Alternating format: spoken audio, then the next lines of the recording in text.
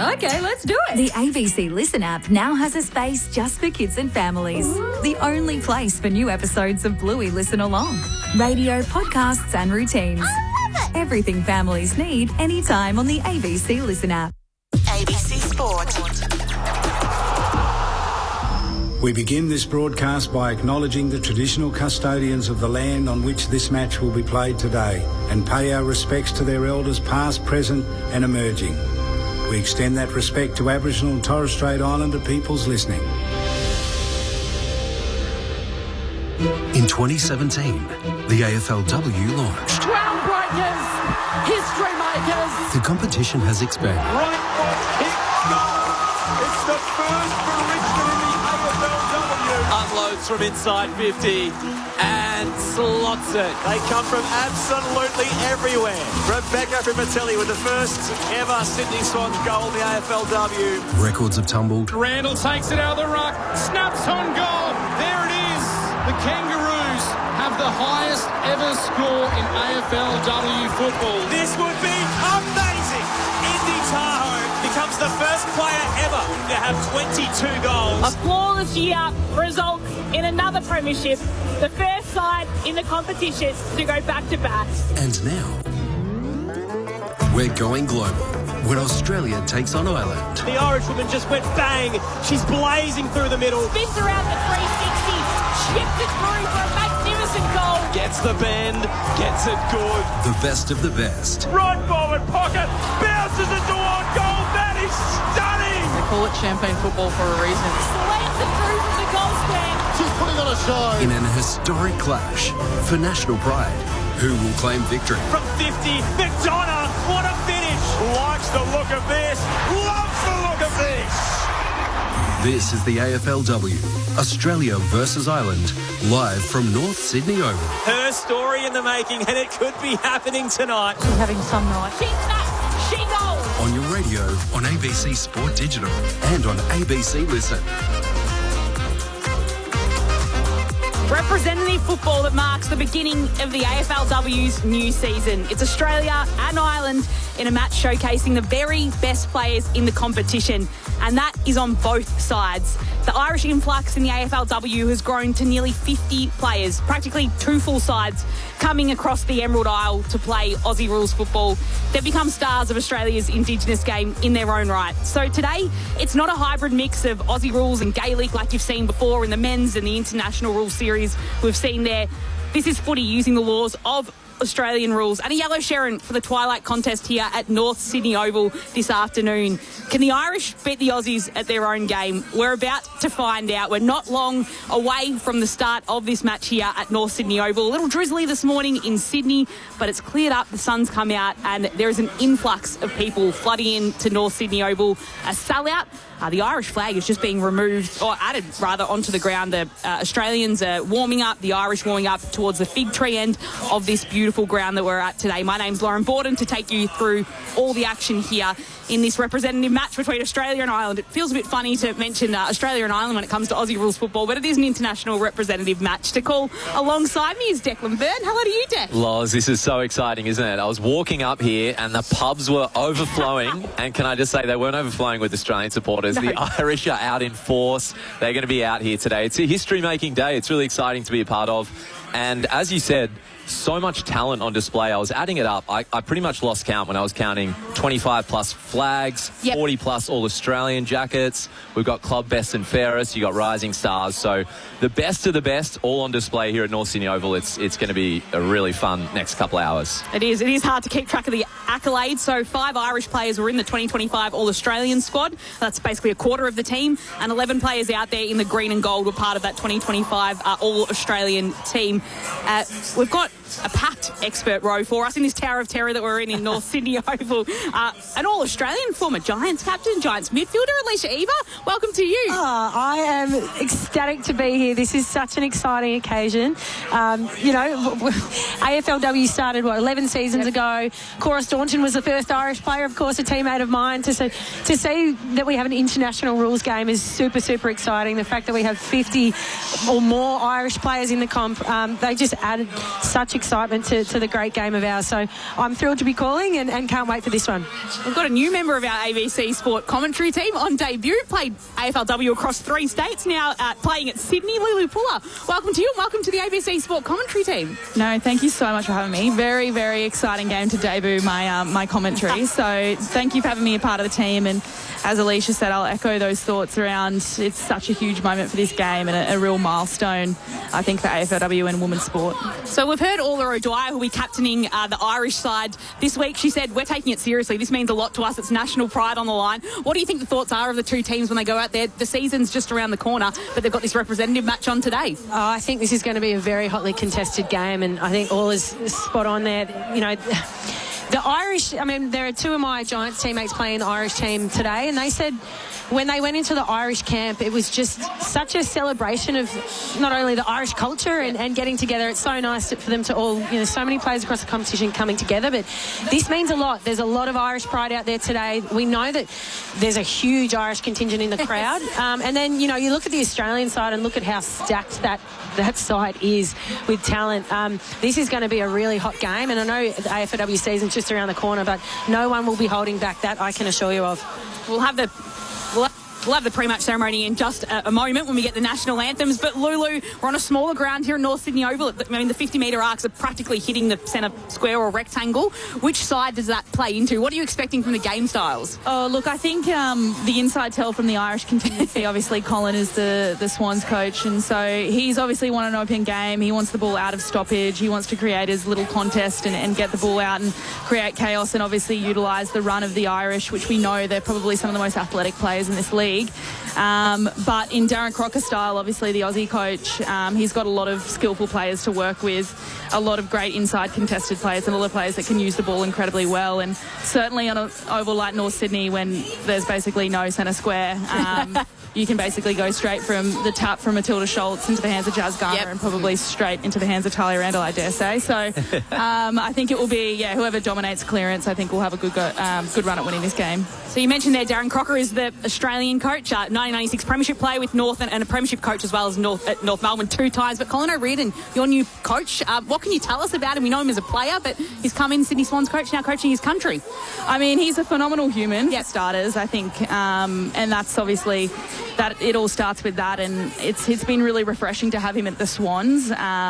He's also an incredibly experienced athlete, both in Gaelic football in Ireland, as well as having, I think, 9 seasons at the Sydney Swans, but had a lot of injuries. He's an incredibly resilient athlete and just a great coach. He's all about connection and culture and getting to know your teammates so you can build that trust with one another. And I think there's a lot of pride for him too, to be able to represent Ireland. He missed his opportunity as an AFL player back when he was playing, and so to get his chance now, I think he's incredibly proud, incredibly humbled, and I think very excited to lead a really strong Irish outfit.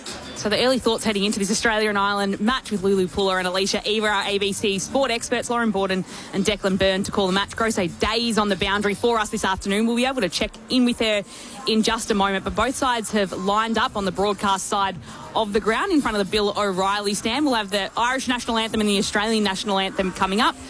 It's a giant Irish flag being moved into position, and of course the Australian flag on the outer side of the ground. This match taking place at a sold-out North Sydney Oval. It is the second time there is an international rules. There was one in 2006. This is the first, I guess, official one taking place since AFLW started, Deck. I've also spotted one of our own here at ABC Sport, Ty Kennelly, who's on the Irish coaching staff. He's down there. This will be a huge day for him as well. There's so many support staff here for both sides. This is going to be a big event, which we love in this sport because, there was talk of moving it to the SCG, but this just looks amazing, doesn't it? Packed out already. The hill on that eastern side is chockers. What are we saying? More green or gold at the moment? I don't know. It kind of looks 50-50 at this point. I reckon we'll know when the first few goals are scored which side's the loudest. But look, it's a beautiful ground. It's an iconic ground, and the fans have showed up in big numbers. We can head down now to our Master of Ceremonies, Nathan Stremple. I would like to welcome you to today's inaugural representative AFLW match between Australia and Ireland. The AFL would like to acknowledge the Camaragal people of the Eora Nation as the traditional owners of the lands that we play on today. We acknowledge the First Peoples and the lands that they have tended for us to play on and their rich heritage in the game of Australian football. To conduct today's Welcome to Country, please welcome Brendan Kerrin. Thank you, and good afternoon, ladies and gentlemen, boys and girls. It's always an honour for me to perform the Welcome to Country and especially to be a part of this game here today. We're gathered on the unceded lands of the Camaragal people. The Camaragal are one of 29 clans that make up the Eora Nation. And the boundaries for the Eora Nation start from the ocean. They're surrounded by three of Australia's most beautiful rivers, the Hawkesbury, Nepean and Georges rivers. In between those three mighty and beautiful rivers, there was 29 clans that made up the Eora Nation. The name of the clan we're gathered on here today is Camaragal. On behalf of those Camaragal ancestors, because we believe their spirits are still in the lands and the waters.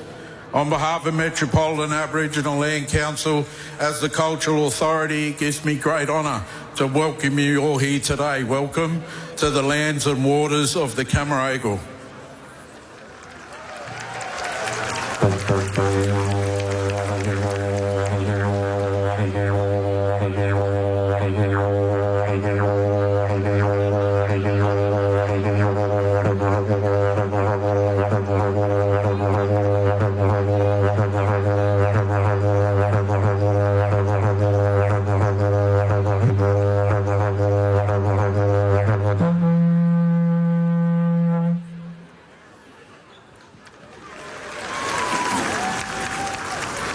Thank you, Brendan.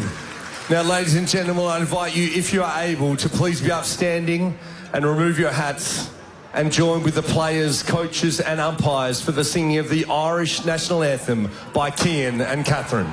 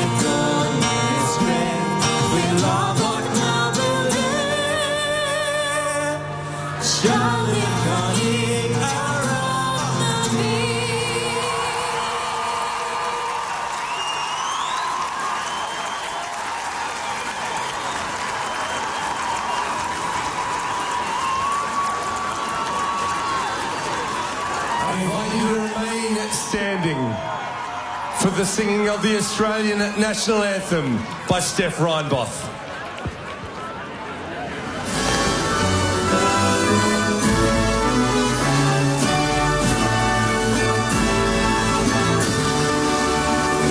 Australians, oh, let us rejoice, for we are one and free.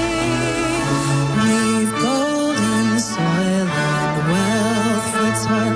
Our home is the sea. Our land abounds in nature's gift of beauty, rich and rare. In history's page, let every stage advance Australia fair. In joyful strains, then let us sing, advance Australia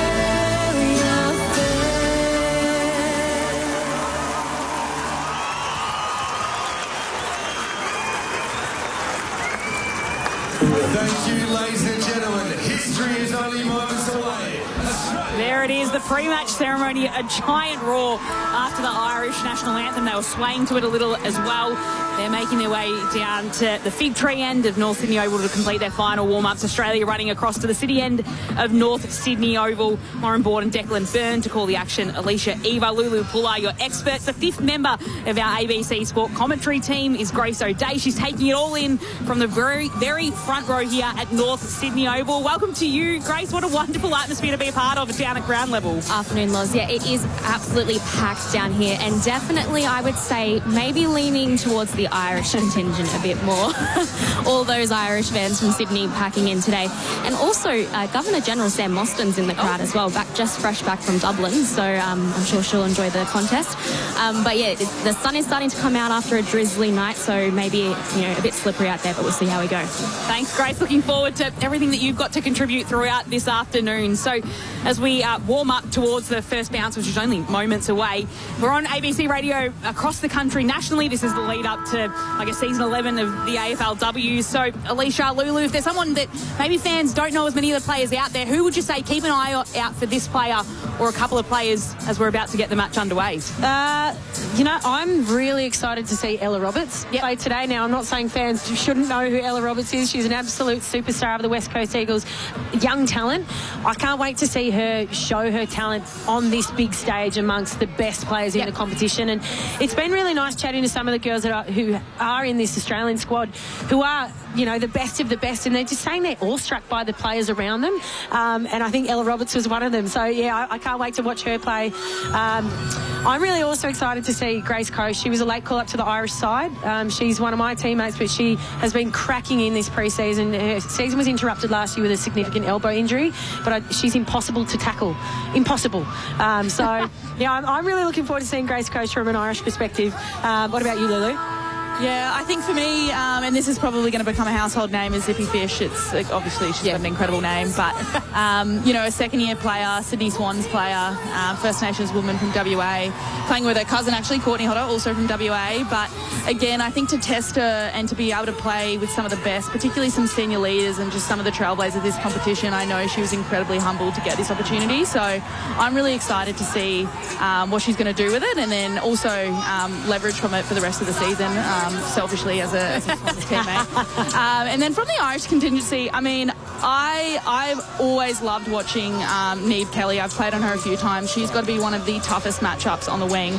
She's a superstar player. She can whip out anything. She's electric. She's fast and athletic. And she's got an absolute whipping boot on her. So I think she could cause some havoc for the Australians, and definitely one to watch. And I'm just going to throw one in there. Erin Fitzpatrick from Carlton. Yeah, absolutely. She's one of my favourite players to watch in the AFLW competition. She can play inside. She'll go forward, kick goals. She's got speed to burn. We know the Irish just play with such speed. So the Australian side have to contain that, win the contested ball. But, yeah, Fitzpatrick is certainly a danger player for the Irish. She had an excellent season after coming back from an ACL. So had to come back last year and absolutely starred for Carlton. But it is Australia and Ireland. It is set to get underway. A representative match to start the new season of AFLW. It's Australia v Ireland. First quarter, Declan Byrne. We are underway. Tap goes the way of Australia, and Jasmine Garner with the first clearance inside 50, just over the top of her teammates. Couple chase for it. O'Shea first hands to it. It's just on the edge of the left forward flank. Riddell is there circling. She goes and reefs it out. It was sitting there at the back, picks it up and then drives rugby style towards a few players. They get a kick away, the Irish, up towards the wing to the logo. Australia have numbers though, and they'll work it out in the middle of the park. Cordner passes it across towards Sophie Conway, who'll mark. In the centre of North Sydney Oval, little chip pass towards Garner, almost went over the top of her head, but the star of this competition reeled in the mark and will pop it to the goal square, looking for a mark, can't be taken. It's punched through the goal line by Cronin of Ireland, the Adelaide defender, and that is the first score of this afternoon. The twilight fixture at North Sydney Oval are behind. It's behind that Australia leads by a minute played in the opening term. So Sophie Conway playing on Orla O'Dwyer, a teammate of the Brisbane Lions. Ireland running from right to left, done with the kick out, but straight to Maddie Gay, who doesn't waste a moment, kicks it inboard to the hot spot. No mark. Late spoil was great. That was McLaughlin. It's up for grabs at the top of the 50. Ireland fight for it. Big bump there on Morrison. She gets up, whistle on play, and that will be a free kick the way of the home side. So on the edge of the 50, Australia have the footy, and it's with Monconti. Is she starting that forward 50? As they play on quickly. Hands off. Short kick towards the pocket. She was under good pressure, and that will go out of bounds in the left forward pocket. Australia still leading 90 seconds into this contest. It is 1-0.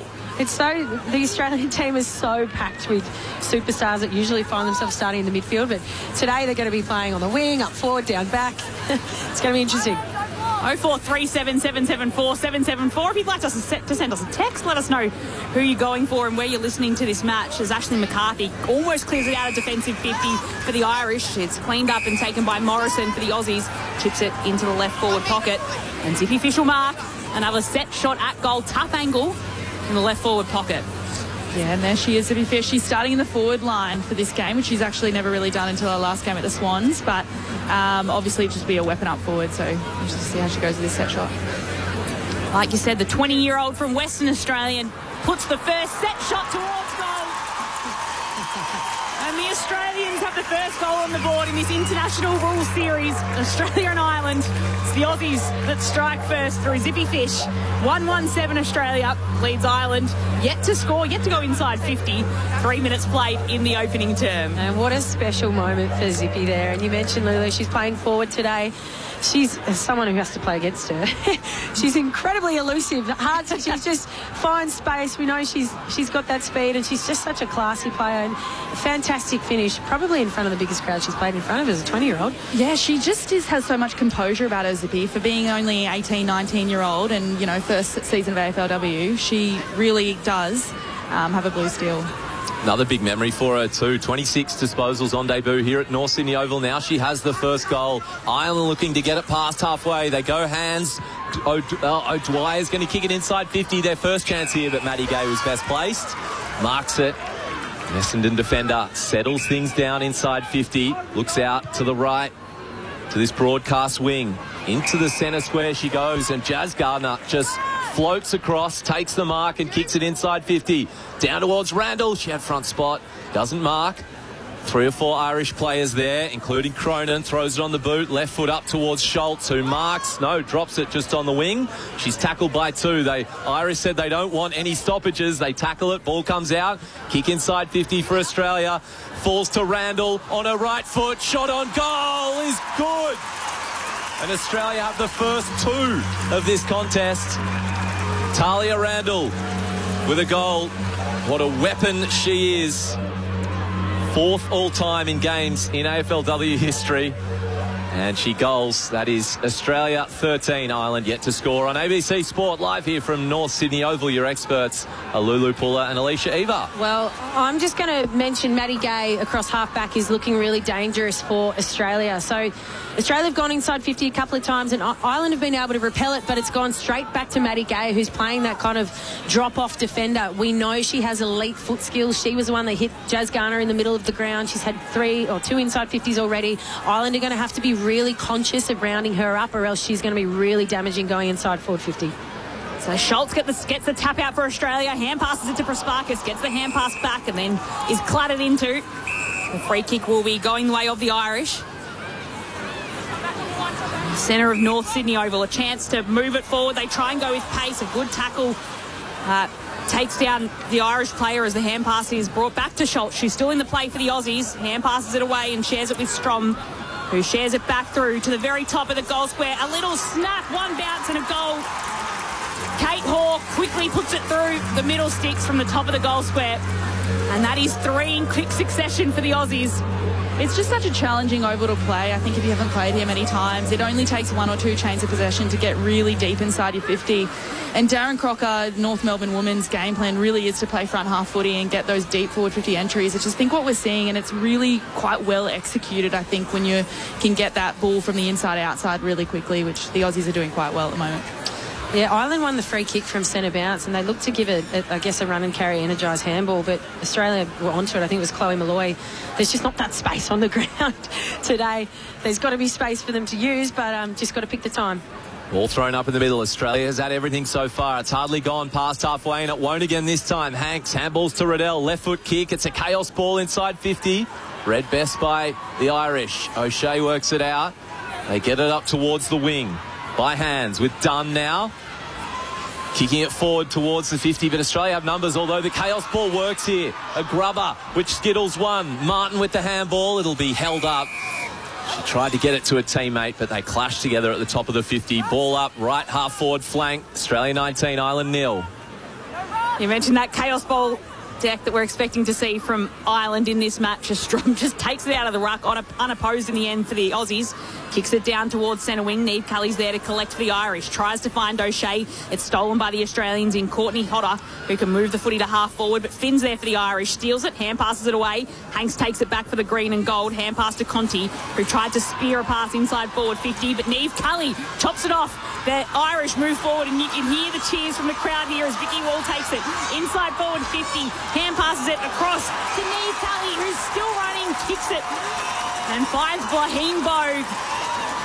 And she'll have a set shot not far out from goal, a 45-degree angle, and the Irish are excited for this one. Well, that was a fantastic build-up. It was that run-and-gun handball, run-and-carry game. That is it's a bit of chaos, really. It's really hard to defend when they're going at that speed. I'll let you call this, Lauren. They moved it with absolute pace, the Irish, to get the set shot at goal as the kick towards the fig tree is straight and true. I think one thing that can really work for the Irish is just this connection that they have. Obviously, they've all either come from Gaelic football or hurling, or in Ireland, they all know each other incredibly well, and you know that and you feel that across the competition. So that synergy hopefully will translate, and I think we saw in that passage of play there, and they just had runner after runner after runner. All you really need to do is pop the ball on the outside, and you know that someone's going to be there. It's reminiscent of the Gaelic game, right? That's the difference between the two games. The Irish players don't necessarily play with the same tempo because Gaelic football's not like that. It isn't stop and control and whatnot. And that was AFLW footy running handball chains at its finest. Almost like an orange tsunami. Yeah, it was an orange. Yeah. Strom in the middle. Ball's been thrown up. Taps it down to Marinoff. She was tackled. Didn't get rid of it correctly. And the Irish play on quickly. Again, Neve Martin is involved. Handball comes. Irish could get two in a row. Yes, they do. Well, they took a moment to get going, but that is 2 goals now on the trot for Ireland. Again, Australia 19, Ireland 12. No, it's just like a carbon copy again, just that 3-4 chains of handballs. Just unbelievable. They're just running in waves, these Irish girls, and it's great to see. Really exciting football. We'll just see if they can sustain that for 4 quarters. And that was Dooley who got that goal, by the way. So 3-1-19, 2 straight 12. The Aussies lead 9 minutes in. An orange, white and green tsunami, Lulu. Hey. Now, what a start. What a start. So the last 2 minutes have been hectic. I don't think Australia has touched the ball. I had a look. So North Sydney Oval, the average is 94 points for a game. I think we're clearing that with ease. Strom gets the tap out again for the Aussies and moves it down towards Marinoff, taken down by Fitzpatrick. On her hands and knees, tries to funnel out the footy to find McCarthy. It's all wrapped up. This might be the first stoppage of the game, or maybe the second. Centre half forward, a ball up. The Aussies leading by 7 points. 9 minutes played in this representative game between Australia and Ireland in the AFLW. Prasparkas tries to pull it out for the Australians. She's mobbed by green jumpers. Again, everyone's trying to gather it. Eb Marinoff's doing the fake hand pass, and she's tied up for another ball up at the top of the Australian attacking 50. Aussies ahead by 7. This shower is shaking. It is. That's the energy here that the Irish are bringing as they look to break out of that contest, but it was an incorrect disposal. Great tackle by Prasparkas.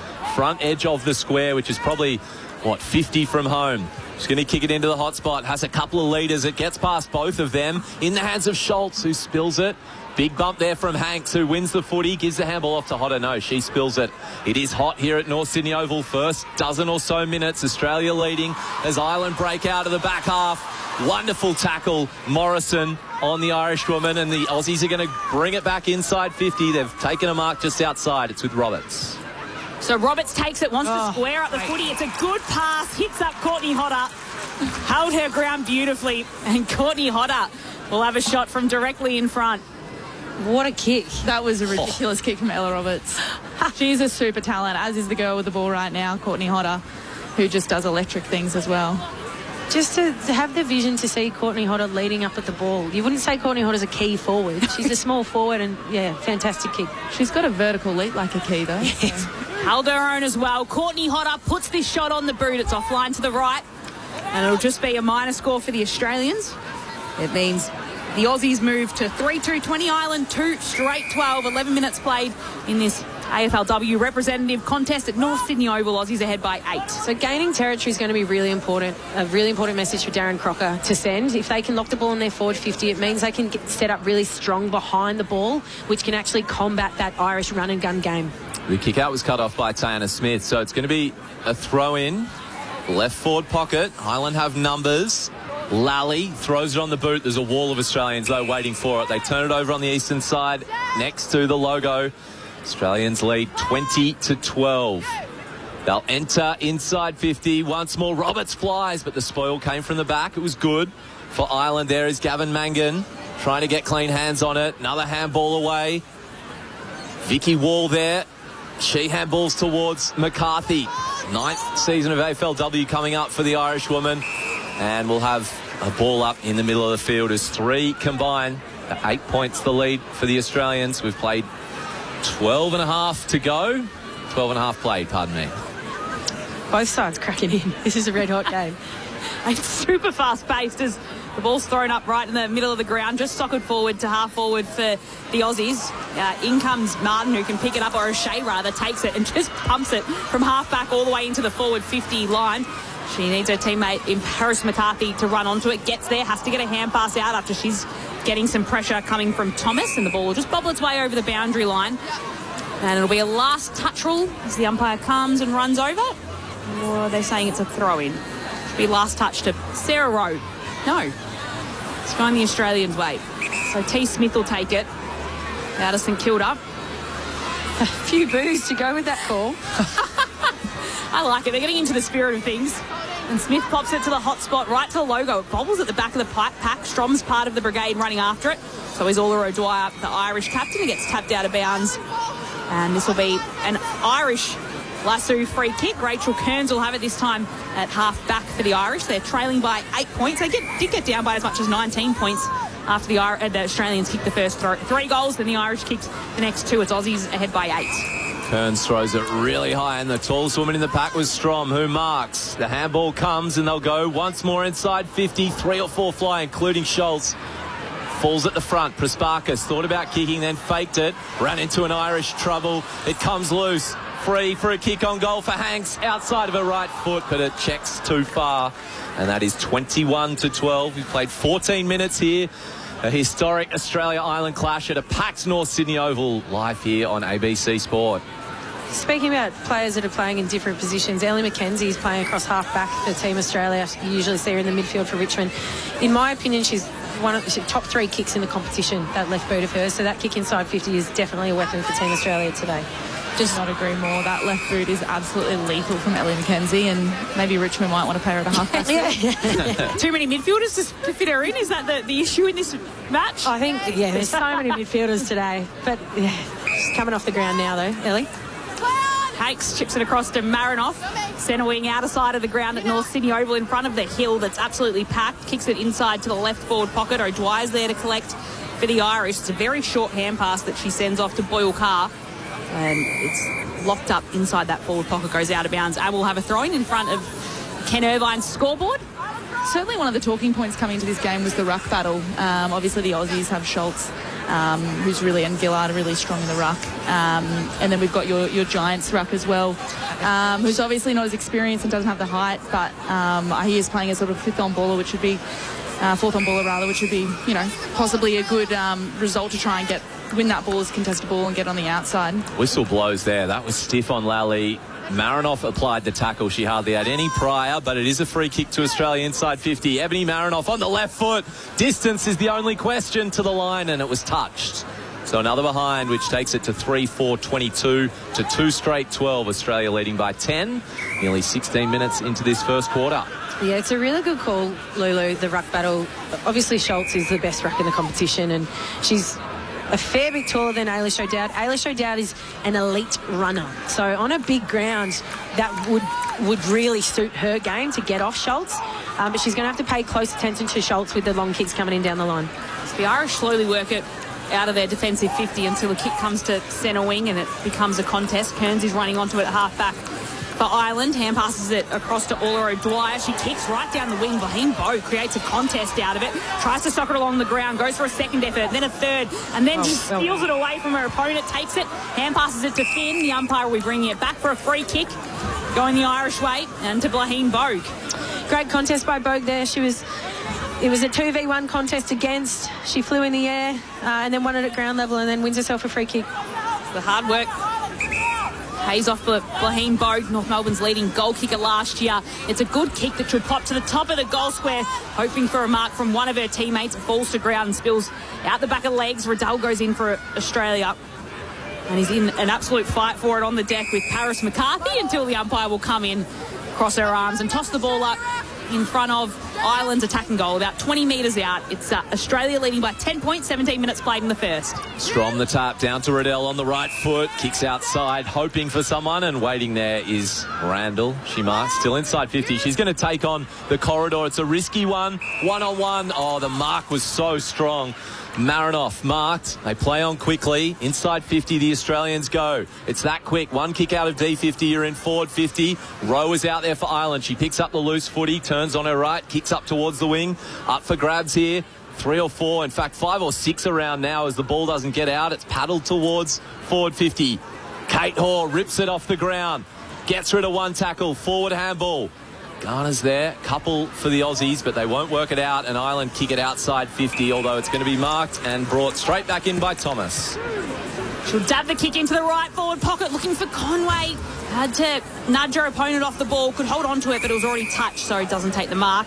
Then it stacks on, and Finn gets off the bottom of the pack for Ireland, and it'll be a ball up. Right forward pocket for Australia.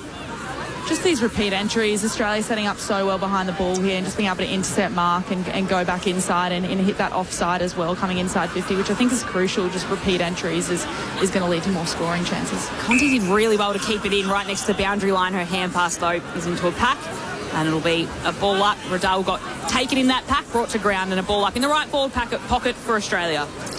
Randall doing the ruck work, taps it over her shoulder towards Riddell, can't collect it, falls to the ground. Riddell's still there trying to pick it up. Ball is kicked loose. Tap towards goal by Hanks. Irish should have rushed it. It's still up for grabs here. Right forward pocket just next to the post. Conti attacks it. Spills the ball. We're 10 metres out from goal. The Australia way. Ireland have numbers here. They work it out. High kick out towards 50, but once more it will come straight back with interest. The mark taken by Conway. Hot spot. Hoare is there. Can't get the arms up. Falls down to a teammate in Malloy. She shot on goal is just to the left off her right foot. Couldn't bend it enough. 23 plays 12, nearing 20 minutes. First quarter here, Australia lead. A lot of the repeat entries are coming from mark. From opposition kicks. So an Irish player is picking up the ball, kicking it long and wide. It's just being intercepted because Team Australia have so many numbers outside defensive 50. It's almost as if that kick needs to be lower at ground level and keep the ball live, not allow Australia to mark it.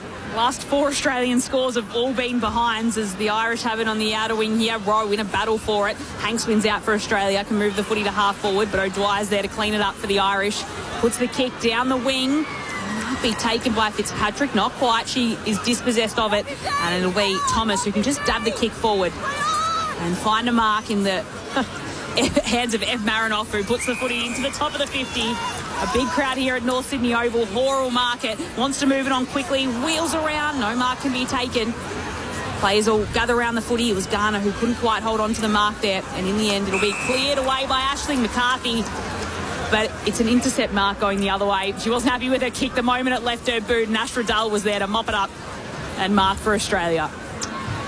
Australia just so well set up defensively, aren't they? As soon as that ball goes inside forward 50, the backs are taking the outside shoulder, the mids are setting up. So Ash Riddell, the league best and fairest winner. This one will be the edge of her range. It's offline to the left. Another minor score for the Aussies. Their lead now 12 points. So the Australians in their predominantly yellow jersey, and the Irish are wearing mostly green, 2 shades of green is probably how to put it for what the Irish are wearing with the orange socks.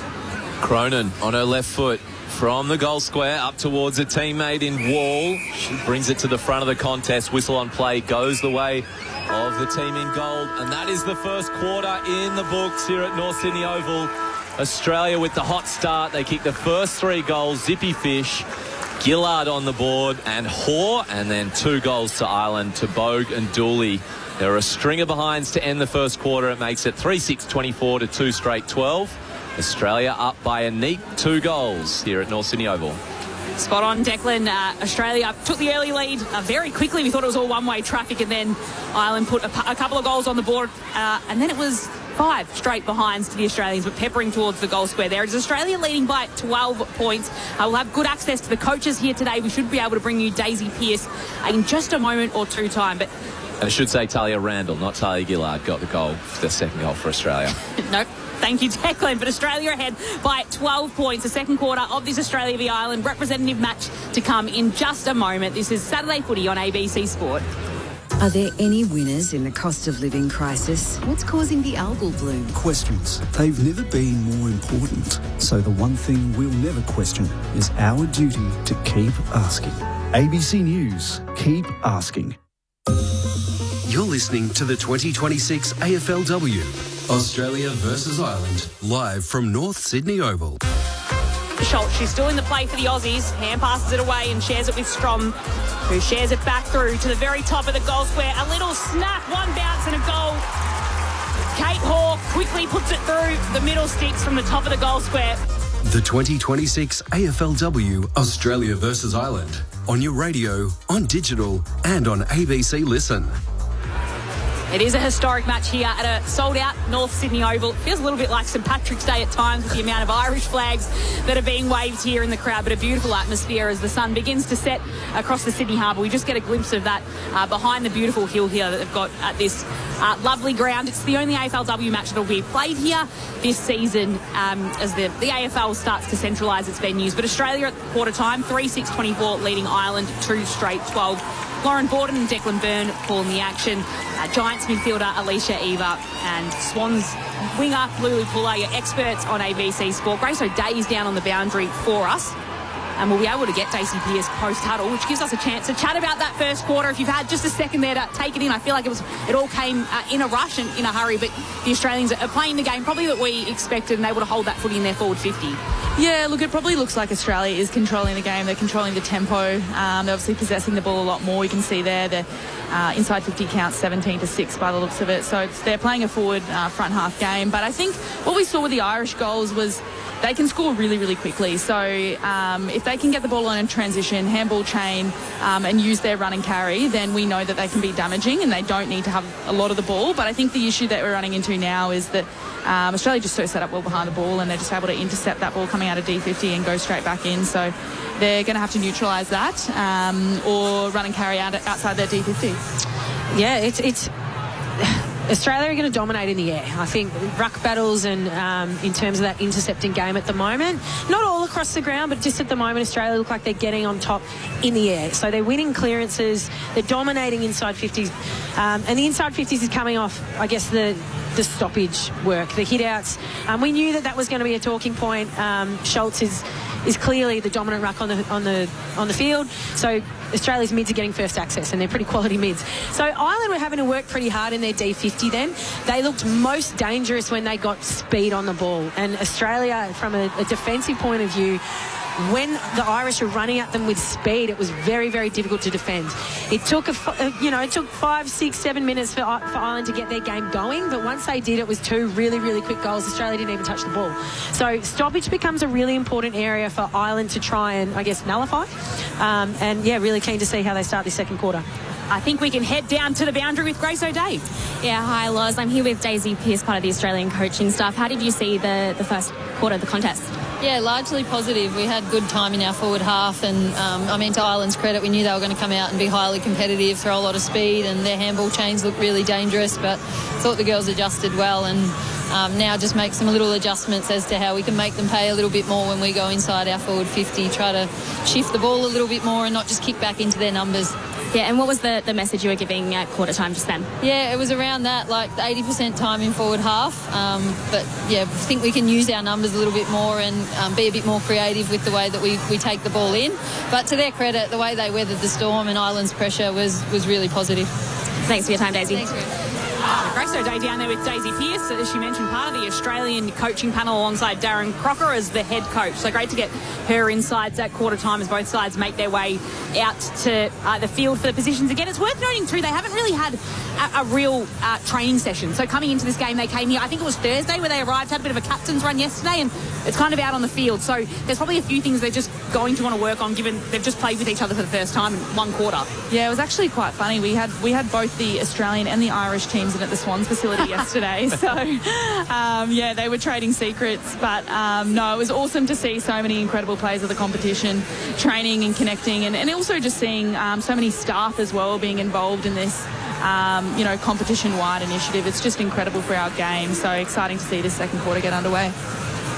Is Australia ahead by 12 points, got out by as much as 19 points at the 5-minute mark of that opening term. That's how quickly the Aussies scored, and then a couple of quick goals to Ireland in a row helped the margin be back to 12 points as we are about to get the second term underway. Australia and Ireland at North Sydney Oval. This AFLW representative Matt Garner tries to control it, runs into O'Shea, who can't pick it up herself for Ireland. A little soccer away will come from Vicky Wall, who can get it out towards the wing. That'll work for Fitzpatrick, who puts the kick out wide. She needs her teammate McCarthy, that's Paris McCarthy, to run onto it and get it inside forward 50 for Ireland. Now kicking towards the scoreboard end. Fitzpatrick goes in again. Has to hand pass it outside of attacking 50 for Ireland to Niamh Kelly, who shoves it on her boot. It's a high ball. It won't sit properly for Bogue. Dana Finney's running after it. Barges through some Aussie jumpers. The hand pass can come across to Bogue, who snaps towards goal. Barely a look at it. And there is the class of Blaine Bogue. She has 2 for Ireland in this encounter. And she's one of those players who can change the game for the Irish. The lead now for Australia has been cut back to 6 points. 3-6-24, Ireland 3 straight 18. Just a minute played in the second term. It's Saturday footy on ABC Sport. Well done to Kelly out on the far wing, who sold a bit of candy and danced around and then put the ball inside forward 50. Ola O'Dwyer competed at ground level and just a really clean passage of play to Bogue. And what a lovely finish, a right foot snap that just curled around really nicely. Fantastic start for Ireland. Blaine Bogue, what a weapon she is. Such a good year last year for North after debuting an All-Australian and in the long sleeves today. We love to see this with the new jumpers. A couple of long sleevers out there as Australia get the clearance inside 50. Ireland have the spare and they have best position. Outmarking Roberts there. Ireland play on. Up towards the wing, misses the target, so it's going to come straight back in. Conway, handball, Garner, Prasparkas inside 50. She hands instead of kicks. Monconti turns around, giving it to Malloy, who loves it here at North Sydney Oval. Thought about it a bit too much, gets her handball away under pressure. Morrison is there to pick it up. Short kick instead of a shot is good. Randall Marks 20 metres out, slight angle. She'll kick for her second. Just great vision there too from Nina Morrison, not to just turn around and slam it on the boot and give yourself a half chance to snap, just to be able to spot your teammate up like that and pull the kick is, super impressive. And I think that's definitely Australia's weapon today. Back-to-back flags for Talia Randall. She kicked the second goal of the first quarter. Now for the second goal of the second quarter. It starts in the middle and that's where it ends, at the base of the fig tree. And Australia have their 4th goal after 3 Ireland goals in a row. It is 4 for the Aussies. They move to 30. That is 4-6-30. Plays 3 straight 18. 12-point lead here. Saturday footy on ABC Sport at North Sydney Oval as the sun sets. Well, I don't know if you've got a stat for goals from turnover there, Deck, but that's how Australia have been scoring their last couple. So I think it was Dunn took a really good intercept mark when that ball went inside 50 on the initial entry inside 50. Australia did a really good job to slow up Ireland's ball movement, which forced her to kick. And again, it was a kick down the line that was, a missed kick that was turned over. Ireland want to put speed on the ball. I think that's what they've got to do to get through this Australian defence. 4 goals, 5 Alicia scored from turnovers for Australia. So 4 goals, 5, 29. Ireland 2 goals straight from turnover. And they're on 4-6-30, Roz. So Alicia Eva seeing it pretty well. It is back in the middle where there'll be an Australian free kick. Ash Riddell with it in the centre rectangle here at this small North Sydney Oval ground. Goes directly inside forward 50. Vicky Wall's there to help out for the Irish in defence. Hand pass goes over the top. O'Shea is tracking it back. Hodder gets there first. Shares it with Garner for the Australians. Hand pass to Morrison in a tight angle. in the right forward pocket, spears it to Malloy, plunks the mark, and from directly in front of goal, Chloe Malloy cannot miss from here for the Aussies. Barely takes any time in lining up her goal. Will dab this one into the leaves of the Moreton Bay feet. And there's another goal for the Aussies. 5-6-36 Australia moves to after kicking their second goal in 2 minutes. Ireland 3 straight 18. It's Australia ahead by 18 points. Saturday footy on ABC Sport. Earlier today in the AFL, Sydney defeated St Kilda by 19 points at Docklands, and Hawthorn defeated North Melbourne by 16 points in Launceston here at North Sydney Oval. The Aussies ahead by 18 points. Your experts Lulu Puller and Alicia Eva. One of your teammates said, Lulu? I know. Chloe is an absolute star. I think a few Irish girls are actually trying to recruit her for the Irish team because she does have that Irish flair about her. But, yeah, no, she's an absolute superstar, and she has been in the comp and holding that sort of mantle for a very, very long time. So very happy that she's able to get on the scoreboard today in a milestone match like this. I was just waiting for, they just showed a highlights reel of Chloe Malloy on the big screen here, and I was just waiting for the one where she stepped me and kicked a goal here. So.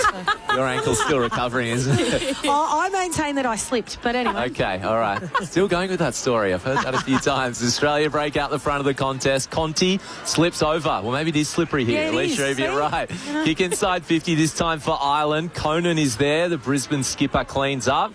She handballs to Thomas. Short kick, told to play on. Morrison goes across goal. And Australia now will look to switch it. Oh, the wide kick, too wide for Conan. That'll come back via an Ireland foot, just beyond 50, right half forward. Well done. Fitzpatrick puts it into the right forward pocket. Donna can't mark but can gather. Hand passes it to McCarthy, who misses her foot in the end and has the ball very close to the boundary line. She's wrapped up by Cordner and will have, might have just gone over the line, a throw-in, or no, the umpire is saying it will be a ball up. And just another player to watch is Anya McDonough, who's obviously a superstar forward for the for Hawks, and we know that she can do anything, as with many of these Irish players. Probably hasn't seen too much of it yet, but bearing in mind it hasn't been inside their forward 50 too much either. And in the end, it was a ruck free kick to Mim Strom. From that stoppage, she just chips it across to Riddell, who'll kick to a pack, forming plenty of Australian numbers around the footy.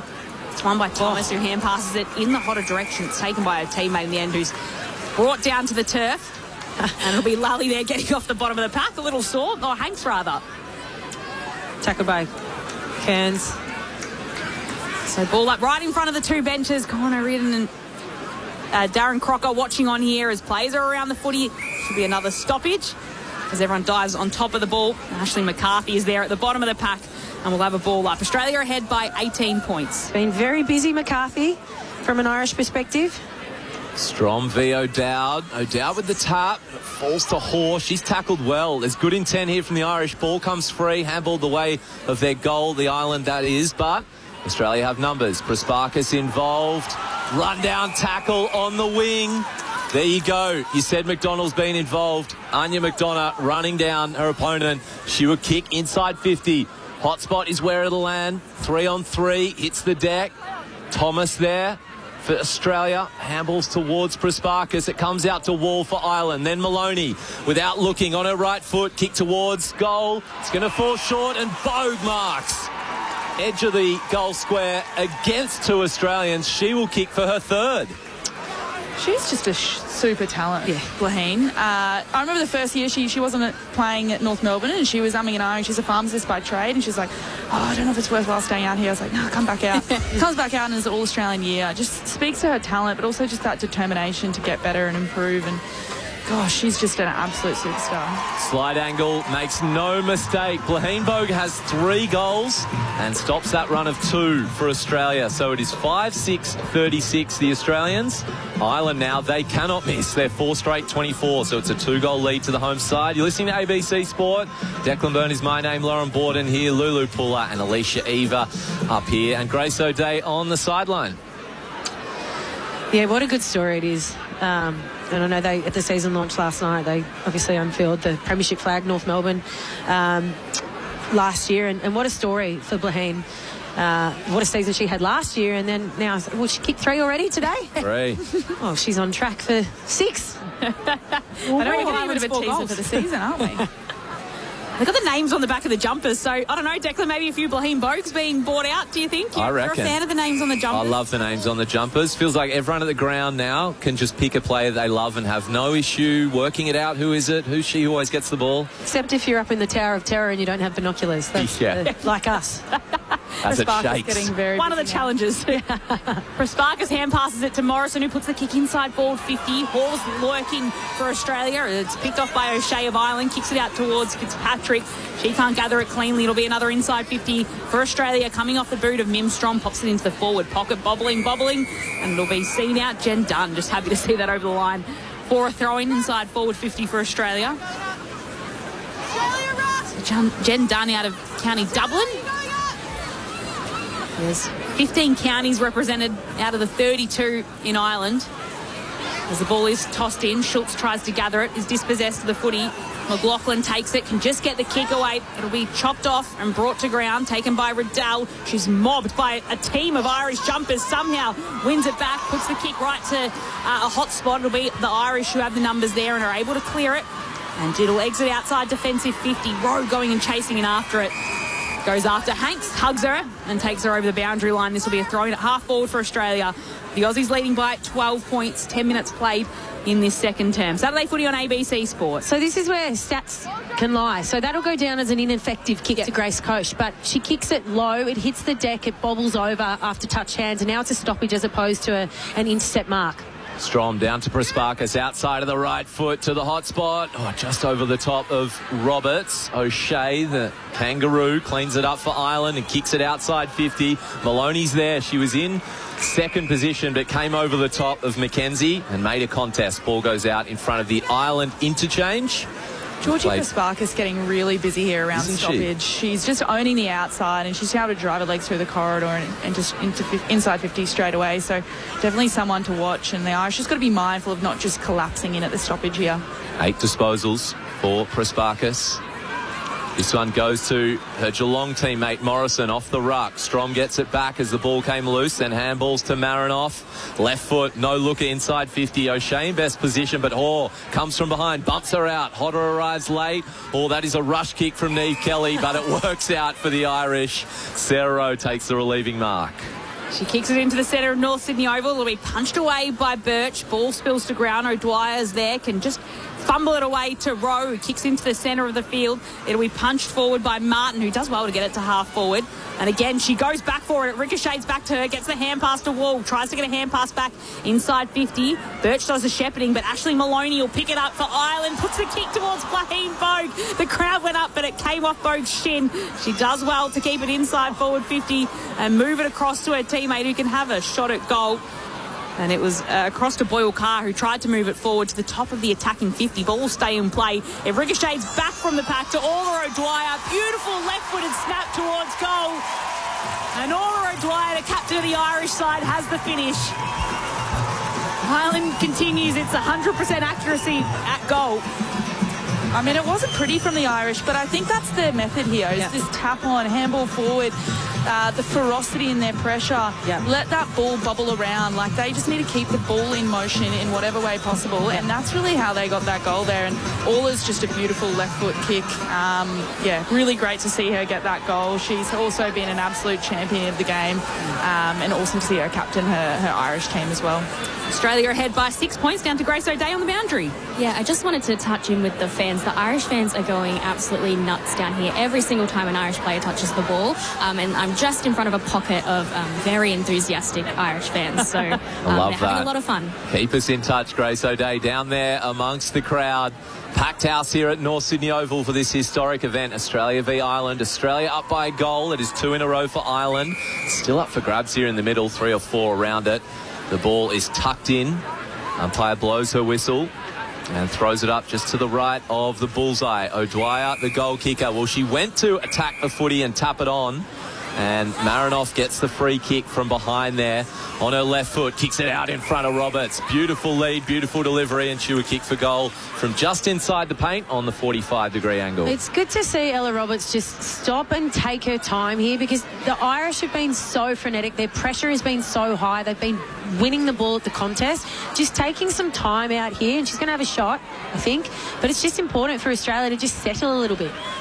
Ella Roberts from the West Coast Eagles, consecutive All-Australians and Club BNFs, kicks for goal. It's fallen well short, and a big shove on Randall. They were so concerned about her that they pushed her fair and square, middle of the back. She went to ground, and the umpire pays the free kick.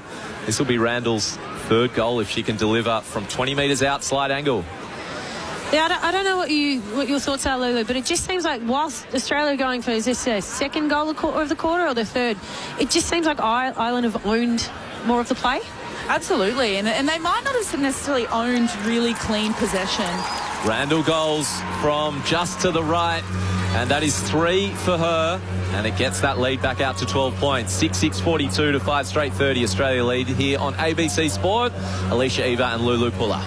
Yeah, no, just what you were saying, Alicia, that I do think the Irish are sort of owning that territory battle, albeit with tap-ons and handballs and messy sort of footy, but it is working for them. And the Aussies then, I think that goal was pretty crucial just to settle it down. I mean, they've got incredible foot skills among this team, so I think they just need to play a little bit of tempo footy, find some uncontested marks and chip their way around if the North Sydney Oval will allow them to do it. Yeah, just take some speed out of the game.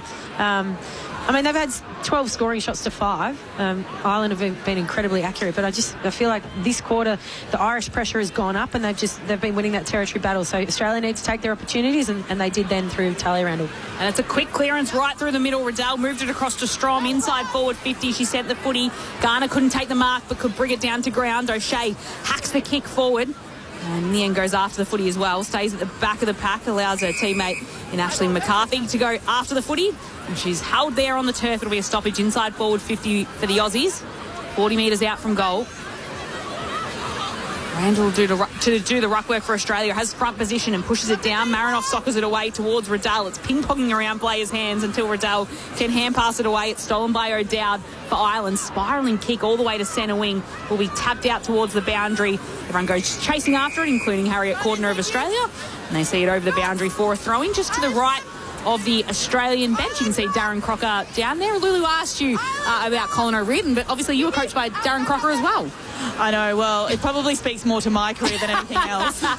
No, he's a great guy. Obviously, a brilliant coach, and really big on team defence and sort of creating that spare and owning that front half, which miraculously he's managed to do in one captain's run with the Australian team. So, Row out of midair, kicks it forward for Ireland.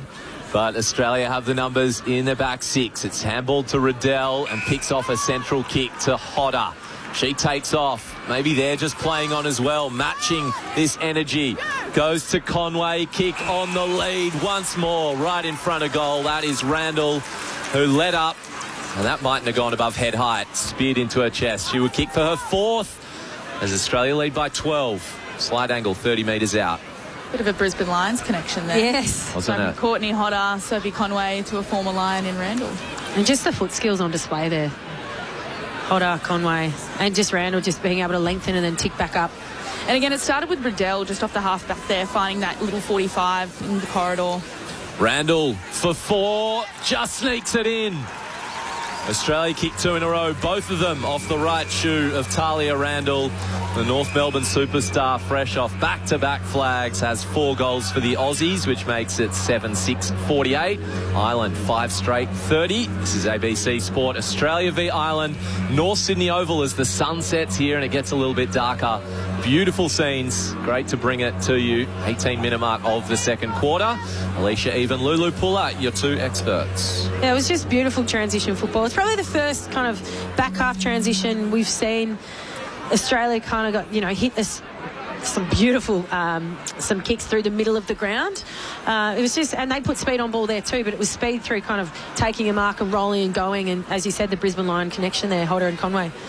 Yeah, that quick, not rushed sort of style of play, which I think they can execute so well, the Australians.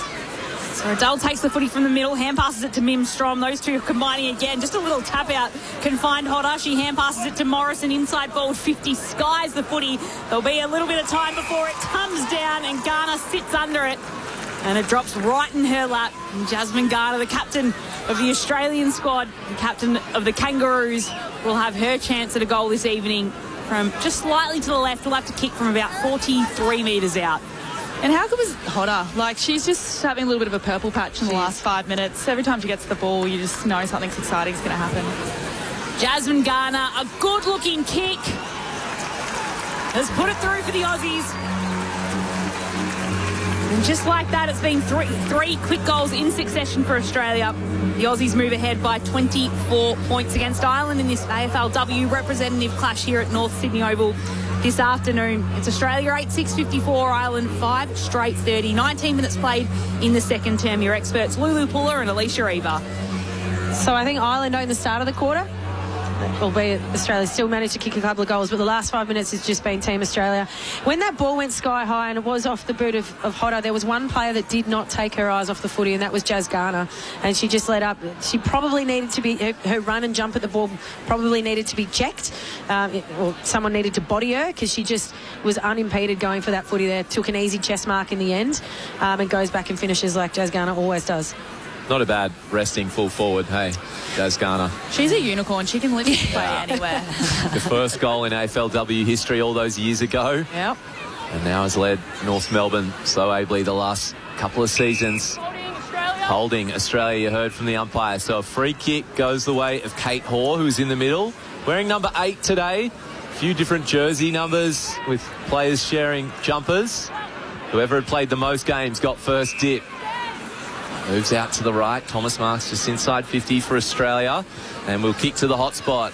Roberts is there, gets a shove from behind. Umpire lets it play. Morrison cleans up. Handball's off. Is that another goal to Jazz Garner? No, just across the face. Minor score. That is 8-7, 55 to 5 straight 30. 25-point lead, 20 and a half minutes into the second term. Was it 90 points? You said 94 the average. 94 is the average. What are we on? How's your maths? 85. Yeah, that's good. So I think we're going to clear that. Yeah. That's probably safe to say, as Cronin will bring it in. The Adelaide defender for Ireland kicks it to the wing. It'll be chopped off by Conan, who shares it with Riddell, takes it back from her, hand passes into the centre of North Sydney Oval, where in the end Ola O'Dwyer can steal it for the Irish. She kicks it, but it'll be a turnover. And Harriet Cordner, the blue, will take it for the Aussies. Just chips towards Hanks. And she can find Hoare. A couple of the Melbourne players combining here. And one of the first sets of kick mark action we've seen at this small ground, North Sydney Oval, as Hoare gets told to play on. Chips it into the centre of the field. The mark will be taken by Conan, who then kicks it out wide to the player wearing number 3 today in Thomas. Chips it out to the right half forward. Birch fumbles it. He's able to gather, kick it into the right forward pocket. It'll be a turnover. And Jen Dunn will take it for Ireland in the left back pocket. Aussies leading by 25 points late in the second term. Well, Lauren, you can tell that Daisy Pearce spoke at quarter time about needing to change how they entered their forward 50. They needed to take the ball off the line, change their angles, don't let Ireland set their defence, and that was exactly what they did then. Bree Conan with the tackle and rewarded there on McCarthy. Inside 50 again for Australia as they look for another goal before half-time. Conway involved. Tight angle, no worries. Looks at the crowd, throws her arms out wide, and that is a special goal to Conway in that right forward pocket. If you haven't been to North Sydney Oval, Alicia Eva, you can tell us how deep is that pocket on the right there as the Aussies get another goal. 61 plays 30. It's a unique ground. It gets a bit flat, doesn't it? Yeah, it does get flat. Bulges out there. It does. It's a funny ground to play on. It's funny. You like that word? Meters what does shorter. Funny really mean? No, it's a short ground. It's a small ground. That pocket does flatten out over there, but that's an elite finish by Soph Conway. It is a tough ground to play on, and that angle, there wouldn't be much of an angle then for that ball to go through. Just those repeat entries too. Like, it's only a matter of time before one of them hits, and I think that's ultimately the game plan, is that play that front half game and you'll convert eventually. Back in the middle, it's Schultz now combining with Riddell. In the middle for the Australians. Coming after it is Hank. She just barges through, can't pick up the footy. Wall goes in hard for the Irish and wins it. Hand passes it to O'Dwyer, who's had plenty of the ball for the Irish. And she just chips it into the centre of North Sydney Oval. I think McDonough's in trouble. Marks. Sorry, Lauren. No, you're right. McDonough has gone down in the centre, holding her right elbow, her right wrist. It's a little higher than her wrist, but is in a lot of pain. Immediately, there were players from both sides just kind of stopped to check that she's okay, but she looks like she's in a fair bit of pain. Like she's in a fair bit of pain. Had a hand injury, I believe, last year, possibly the year before, but looks like it could be an elbow or a shoulder, just the way she's carrying that right arm. Not what you want to see, obviously, 2 weeks out of the AFLW season. But ultimately, that is the risk of playing these games, and you wouldn't pass up the opportunity to represent your country. So holding on to her right arm as the trainer comes off with her. Hawthorn best and fairest last year, and Donna coming off here. We'll get Grace O'Day to keep an eye on her. Straight into the rooms. Makes her way down to the rooms. She was flexing her fingers there as she came off, just holding that right arm. Ireland go inside 50. Ball hits the deck. Thomas is there for Australia. Falls to Blaine Bogue. Shot on goal. Only got half of it as it was smothered. 20 metres out in front of the Ireland goal. And the Australian defenders work it out. Schultz is back there. And that might be a free kick away of Ireland. It is. Holding the ball. Great tackle there. And the Irish will get a shot on goal. We've played 24 and a half minutes. Lally with the tackle, rewarded. She will kick from a very tight angle, left forward pocket. Going the conventional drop punt here, which is, I feel like a lot of the Irish prefer to snap when they're directly in front. So, well, Cora Staunton did anyway. From County Meath in Ireland, from the left forward pocket, it is near side. Minor score. They do love running around the mark there and getting called play on. 30 points the lead, 9-7-61, 5-1-31. Last little moments here of the second half of the first half. Australians waste no time. Cordner takes it, was kicking it out towards centre wing. Wasn't able to find a mark in Ella Roberts, who was part of the 3 Australians doing the tackling to bring the footy over the boundary line. We'll have a throw-in right in front of the Irish interchange gates. As Declan said, not long left in this first half of the representative match between Ireland and Australia. There is the siren, in fact, after the ball gets tossed in. And coming into the main break, it's Australia ahead by 5 goals. 30 points the margin. 9-7-61, leading Ireland 5-1-31 here at North Sydney Oval. A sold-out crowd as day turns tonight. We've hit the real twilight stages of this contest here.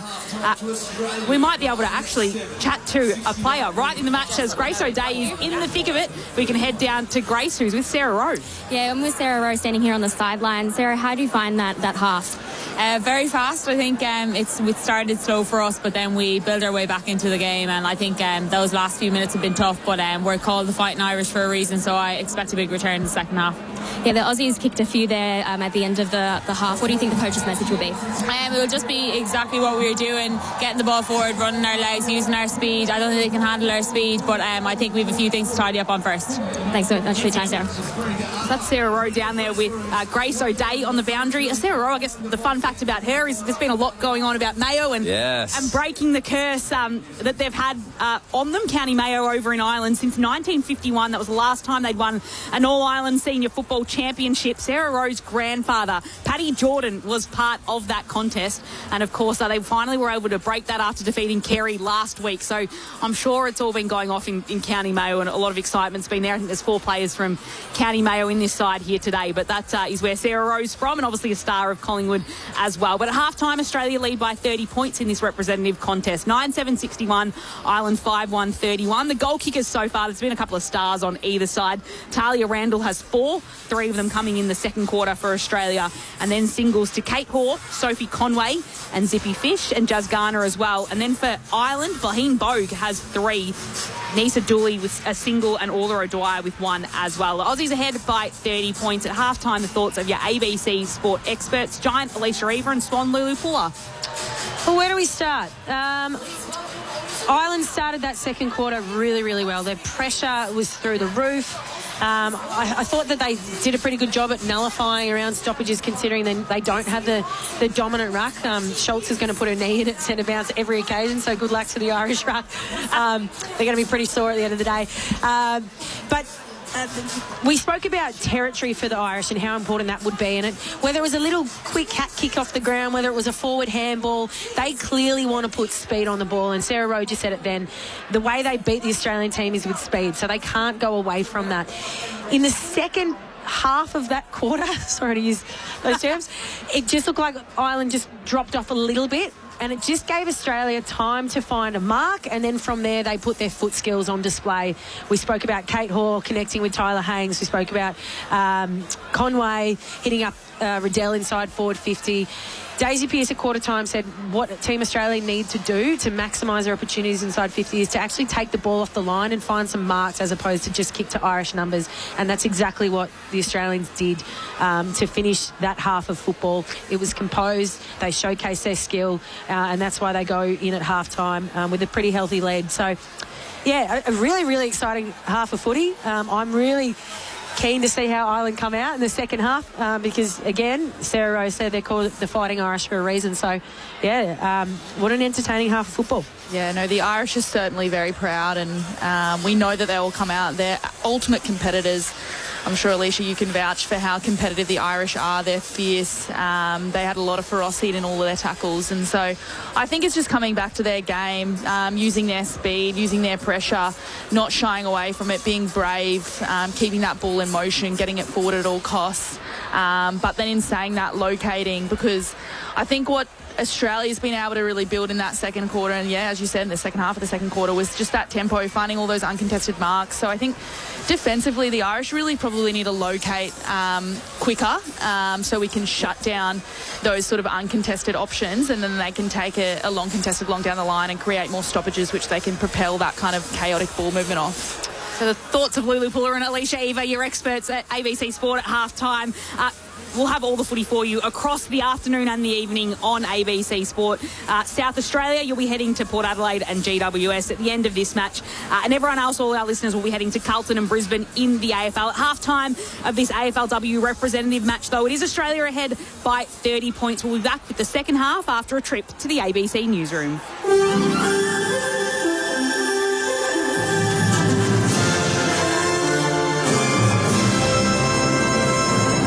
ABC News. Hello, I'm Noni Edwards. Lawyer and land rights activist Noel Pearson's called for remote Indigenous communities to come under the direct jurisdiction of the federal government. Nate Woodall reports from Garma in northeast Arnhem Land. The Cape York Institute's Noel Pearson has called for the state and territory governments to hand back jurisdiction for remote Indigenous communities to the federal government. Speaking at Garma Festival in northeast Arnhem Land, Mr Pearson said remote Indigenous organisations should receive direct funding from the Commonwealth, with state and territory governments still providing services to these communities. Our little ones deserve a future in their own land. It comes after Foreign Affairs Minister Penny Wong spoke this morning about putting Indigenous culture at the heart of foreign policy. About 100 NDIS participants and their families have gathered in Brisbane's CBD to protest federal budget cuts to the scheme. The rally in Queen's Gardens, part of a national day of action organised by Protect Our NDIS Alliance. It comes ahead of the Senate vote on the NDIS bill scheduled for Friday, the 14th of August. Protester Rowena Specht-White says the bill ignores the lived experience of the disabled community and should be scrapped. This bill does not address any of the fraud and any of the harms that are present in the NDIS right now. Instead, it further entrenches those harms and removes participants' right to appeal. It removes participants' rights to choice and control, and it's a political choice to do so. South Australia's government says testing will determine whether a mass bird mortality event off the state's southeast coast is a result of the deadly H5 bird flu. It says aerial surveillance detected 49 dead and 35 sick greater crested terns at Cape Jaffa yesterday. Another 20 birds have tested positive to the disease overnight, including a seagull in Robe, bringing the total number of confirmed cases in SA to 39. The state's chief vet, Sky Fruin, says the 84 birds from Cape Jaffa are not being considered suspected cases as they undergo testing in Adelaide. So a mass mortality event doesn't have any sort of particular defined number. So those are the numbers that have come through from our surveillance team. Mass mortality is essentially something that would be unusual and significant, and I would describe it as that, yes. Turning overseas, another commercial ship has reported being struck by a projectile near the Strait of Hormuz as the conflict between the US and Iran continues with no end in sight. Larry Buttrose reports. The United Kingdom Maritime Trade Operations says a tanker was struck by an unknown projectile, damaging its engine room. It says there were no reported casualties from the impact. The strike on the ship near the Key Waterway is the latest suspected by Iranian forces. It comes as US media report the United States and Israel are preparing to bomb energy targets in Iran as President Donald Trump warns of ever harsher strikes, saying he's losing faith in talks. Earlier this week, combined US and Saudi forces carried out joint strikes against Iranian-backed militias in another potential escalation in the Middle East war. And in news just in, Kuwait's army says air defences are intercepting incoming Iranian missiles. The Asian Football Confederation has welcomed FIFA's decision to scrap plans to sell a stake in the World Cup, with its president stressing the need to discuss all such moves with transparency in future. The scheme to raise nearly $6 billion by selling part of a new unit that would run FIFA events, including the World Cup, faced a fierce backlash. The Kuala Lumpur-based AFC is one of FIFA's 6 confederations and is responsible for running soccer competitions across Australia, continental Asia and the Middle East. FIFA President Gianni Infantino says World Soccer's governing body ditched the plans after listening carefully to all the views. Police in the US state of Arizona have released 2 ransom notes seeking public help to solve the abduction case of Nancy Guthrie, the elderly mother of TV presenter Savannah Guthrie, who disappeared 6 months ago. More from the BBC's Shaima Khalil. The notes, which had some lines of specific addresses and names redacted, were sent to a local television station in the days after the 84-year-old disappeared from her home near Tucson 6 months ago. The first demanded $4 million in Bitcoin for her safe return and included details from inside her home that investigators say made it appear credible. A second note, sent days later, claimed Nancy Guthrie had perished shortly after being abducted and said she was buried in nature, a claim the authorities have not yet verified. Police say they're releasing the typed messages because the phrasing and writing style could help someone identify the author. And the Roosters have continued their top form in the NRLW with a 38-8 win over the Dragons in Magic Round in Wagga Wagga. Earlier, West's Tigers upset Cronulla 32-20. ABC News. What's really in the food we're eating?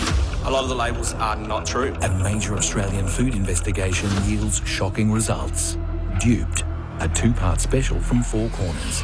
Streaming now on ABC iView. You're listening to the 2026 AFLW, Australia versus Ireland, live from North Sydney Oval. Potter, she takes off. Maybe they're just playing on as well, matching this energy. Goes to Conway, kick on the lead once more, right in front of goal. That is Randall. Randall for 4, just sneaks it in. The 2026 AFLW, Australia versus Ireland, on your radio, on digital and on ABC Listen. It is half-time here at North Sydney Oval. The Irish have just made their way onto the field again at half-time, warming up towards the Moreton Bay Fig Tree end of this ground.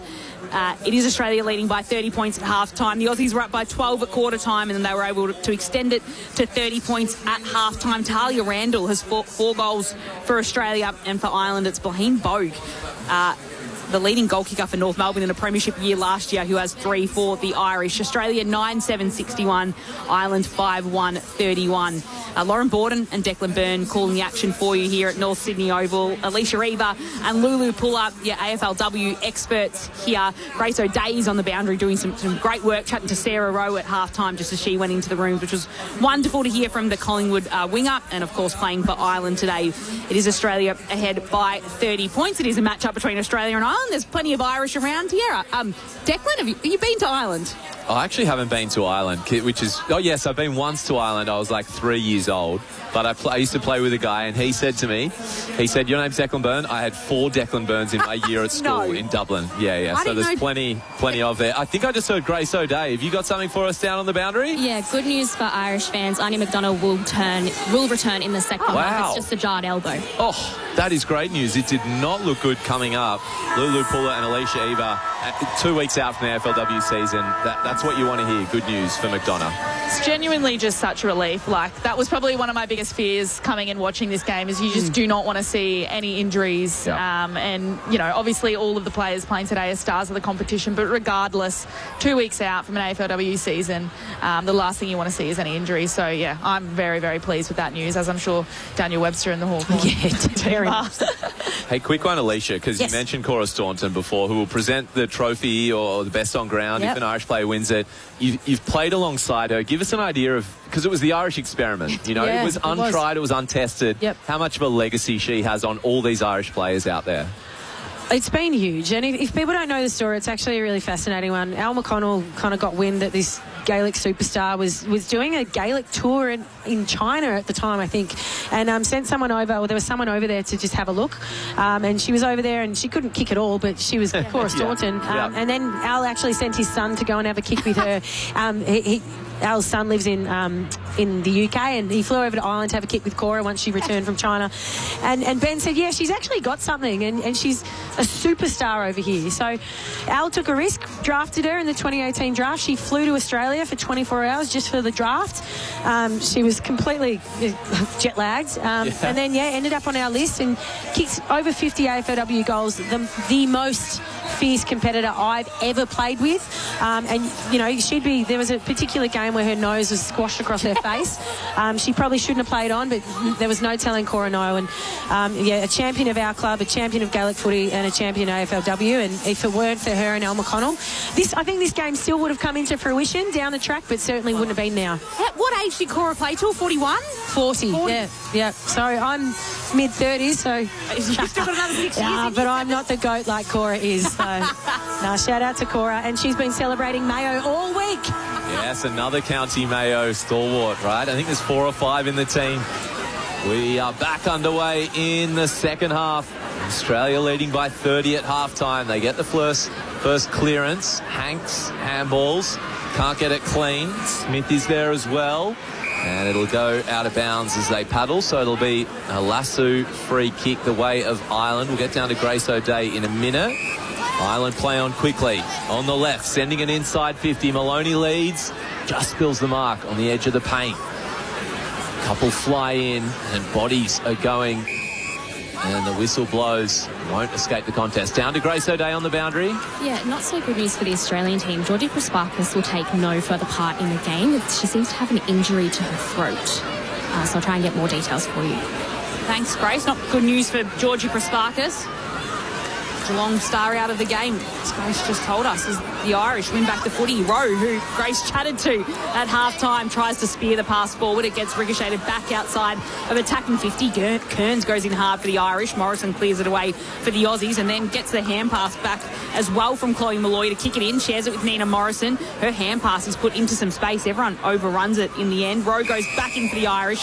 She was tackled without the footy by Courtney Hodder. And it'll be a free kick to the Irishman. I'd love to know what Darren Crocker said at halftime, because the Aussie team are hitting hard right now. Yeah, a few Courtney Hodder ferocious tackles in that passage of play. Sarah Rowe pops it to the top of the 50. Baheen Bowe goes chasing after it. And it goes at right angles over the boundary line for a throw-in. Really important here for Ireland to just lock it in their front half here and really try and get some repeat entries and use all the flair that they have in their forward 50 to try and put some scoreboard pressure on. That's where we are. Forward 50 for the Irish. Can they get the first goal this third quarter? Schultz with the tap down. Far by McCarthy, who's tackled well by Garner. So whistle blows on play. Thrown up without a moment wasted. Schultz again the tap. Down to Garner. Under pressure on her kick. Still gets it away. But best position was O'Shea, who marks on the wing in front of the logo. Dicey kick to a 2-on-1 against. But the ball falls the way of Rowe. She handballs inside 50. Schultz was there for the Aussies. Couldn't pick it up. Kicked it off the ground. Comes back to her off Rowe's foot. 3 or 4 pile in. Schultz is tackled. Garner rips the ball out of her arms. But just before she did, the umpire blows her whistle. Ball up at left, half forward flank. Irish forward 50. We haven't seen a score yet. Aussies still up by 30 in this third. Ashley Maloney contesting the ruck for the Aussies. It's palm down. Morrison takes it and spirals a kick outside of defence. O'Shea's there at the drop, gets a hand to it, can bring it to ground, and then it'll be Stacks on again. Courtney Hodder's involved in all the action with a ferocious tackle. She's alongside Eb Marinoff, and they pull down Rachel Kearns to the turf and force a ball up just inside the centre rectangle. As you can hear the Aussie, Aussie, Aussie chant. Bit of Aussie spirit when there's plenty of Irish here today as well. Nina Morrison kicks inside forward 50 for the Australians. It was very quick work to get it to Chloe Malloy, who wants to move the footy on quickly towards Randall. Can't take the mark. The green of the Irish all around the ball. They're finding it hard to exit it out of defensive 50 here, though, as O'Shea can help to move it along to Fitzpatrick in the left back pocket. Just a short kick will be put in front of Rowe, who's chasing after it. Soccers it in. and can keep it in play, but Morrison will take it for the Aussies. Hand passes it inboard towards Riddell in a fight for Maloney for the ball. Marinoff wins it again for Australia. Hand passes it to Schultz. She puts it into the path of Garner, who in the end has to do the tackling on Dunn. Can win it. Hand pass it away to O'Dwyer, but it's the Australians that steal it back again. Morrison, hand pass to Conan, the Brisbane captain. She can slow things down by chipping it across to Eb Marinoff, who marks at centre wing, the 7-time All-Australian. O'Shea's made a spoil there. I'll let you call this. Yeah, she made a great spoil, didn't she, on Zippy Fish. The ball was going inside 50. Ireland with a panic kick outside 50 and out on the full. Leisha Eva? Oh, yeah, sorry, I jumped in deck because O'Shea's had a really strong game across half-back.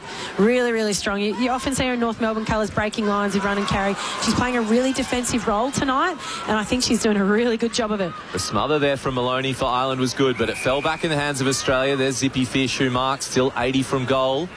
On this right-hand side of North Sydney Oval, in front of the O'Reilly stand. Kicks it, hoping for a lead.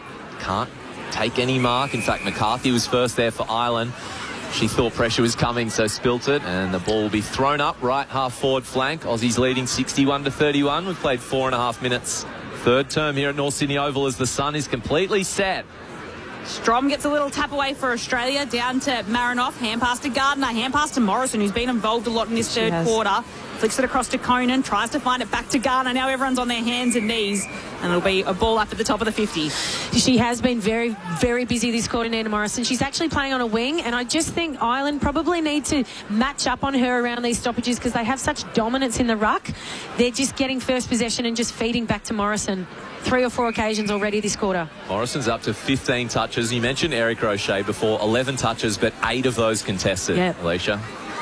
We'll have another stoppage at the top of attacking 50 for Australia. Little tap down straight to Conti, goes weaving in, puts the goal through. And that was a beautiful finish from her. So well done from Mon Conti. And she turns around, points at Matilda Schultz and says, thank you for the silver service. I'll take the goal. And Australia get the opening goal of this third term. 10-7-67 the Aussies move to. The Irish 5-1-31 to 36 buffer to the Australians. Well, just looking at that replay there, Mon Conti starts at the back of the stoppage and just runs through. And I don't know who the midfield coach is for Ireland tonight. It might be Ty Kennelly, I'm not sure. But yeah, let's blame Ty. Let's blame Ty, yeah. With the ruck dominance, the Irish midfielders just need to be goal side of players like Mon Conti around stoppage.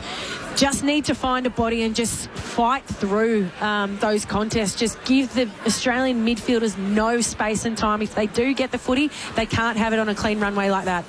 Jen Dunn doing the ruck work for Ireland. Fell to O'Dwyer, the skipper for the Tricolours. Her handball is a bit wayward. Marinoff fights for it against Finn. Hanks reefs it out. Gets the handball out to Smith on her right boot inside 50 for Australia. The spoil came from Malloy. She couldn't mark, so spoiled it out of bounds in the right half forward flank. Australia leading 67-31. Declan Byrne, Lauren Borden up here. Grace O'Day on the boundary. We've got Lulu Puller and Alicia Eva as our experts inside the Australian forward 50. A packed North Sydney Oval here for Saturday footy on ABC Sport. Schultz, the front tap to Hanks. Inboard to Marinoff, kicking it inside 50 to Malloy. A diving mark, 15 metres out in front of goal. Just to the right, she will look to kick her second. Just following on, sorry, Lauren, just following on from what you were saying before, Alicia, just that first possession, obviously the Aussies are absolutely dominating first possession from the top of the ruck there, and I think we're just collapsing a little bit in Ireland, so they're sort of 2-1 to the ball, and then that frees up that player, and it's an easy handball out. But here's Chloe Malloy lining up for her second or third, I believe. She's just about the biggest name in Sydney women's footy. 3 All-Australians to her name. Chloe Malloy for her second, and it just glances the right hand upright. So that makes it 68-31. We've played nearly 8 minutes of this third quarter. 37-point lead to the Aussies as Malloy misses. Statsman Declan, it'd be good to see the clearances this quarter from an Australian perspective and then scores from those clearances, because in the first half it was scores from turnover, but just at the moment stoppage is just looking like a real danger. 8-1 at the moment to Australia. I'll get scores for you in a second, but 8-1 the clearances. Free kick in the centre of the field as well, going the way of the green and goal. Mim Strom tries to kick it to Schultz, who flies like she so often does. Couldn't take the mark in this instance, and the Irish will move it through the field here as Maloney shares it with Fitzpatrick. Hand passes it across an inside forward 50. A kick will come to the top of the goal square. The bounce is not good for Gavin Mangan, and it just goes across to the left-hand side. But we've seen that in glimpses today. When the Irish get a run onto it, they can score quickly. It's Australia ahead by 36 points after that behind from Gavin Mangan. Conan the kick out. She finds Cordner. Right half-back flank for the Aussies. Up towards one of her two talls in Strom. Ball comes to ground and two players wrapped up. Ball up on the logo, western side. Nice tap there from the Irish. Comes to the back. It's with Smith. She's been busy this third quarter as well. Kicks it towards the centre square. Zippy Fish can't quite grab it. Monconti does. Gives it back to Smith. Then to Roberts, just outside 50. Looping handball to Kate Hoare. She gives it to Hanks. Handball forward in the hotter direction. Play breaks down just a little bit for the Aussies inside 50, although Irish can't mop up. Kate Hoare tries to dart through 1 and 2. She's tackled as she handballed. Umpire says play on. It's still a footy in dispute. Kicked off the ground outside 50 and settling things down the Aussies as Kate Hoare marks from the Birch kick. Steps around one. Hoare to the hot spot. Big mark. No, just falling off it was Schultz. She leapt high. We've seen her take many marks in the AFLW. That one just couldn't stick. So a ball up, 35 out from the Aussie goal. Can you take Mark of the Year in an international game? Surely it counts. I reckon we might see one tonight. She's flown twice this quarter. Maybe, yeah, they'll start doing it, yep. 0437 774 774 if you'd like to get in touch. Schultz just taps it out towards Riddell, who can hand pass it away towards Smith, who's in some space. Takes it, then does the tackling on Aisling McCarthy. Clears the footy just slightly out of defensive 50 for Ireland. It'll be coming back in, put a lot of pressure on the Irish players again. Conti's on the deck trying to pull it out, can hand pass it across to Mim Strom. Takes it to Conway, who chips it down to Hodder. And the two Brisbane teammates combine perfectly to set up a set shot on goal for Courtney Hodder. She'll kick from a very slight angle, about 35 metres out from goal. I saw Conway burn Ash Riddell there, and I thought, I'm not sure about that one. And then she's linked up with Hodder coming out of the square. I thought, she probably knows best. Yeah. What a kick to advantage that was. So here's Courtney Hodder. She's brought the aggression in this third term. She kicks towards goal and squeezes it through. Courtney Hodder in Australian colours gets her name on the scoreboard. And the Aussies continue to build their buffer.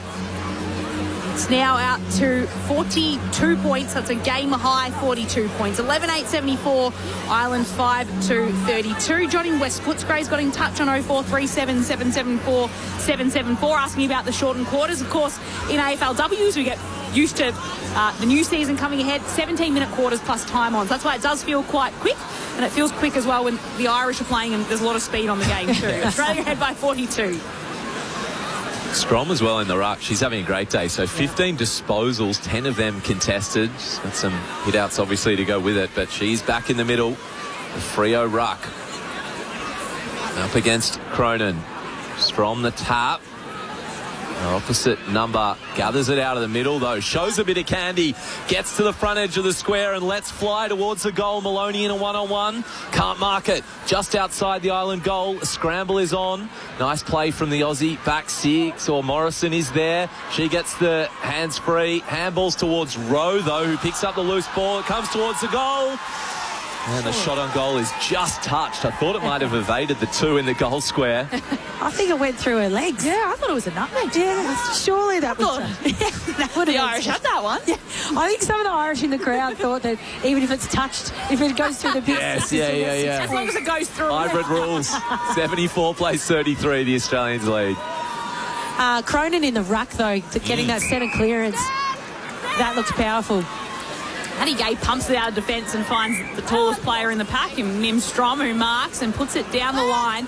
Conway had front position. It was take your pick of which Aussie player can pick it up. Conti took it, and then she was taken out of bounds, and it'll be a throw-in, or it might be a lasso free kick for the Irish. Holding the ball. Holding the ball. Oh, holding the footy. All right. Yep, stand up.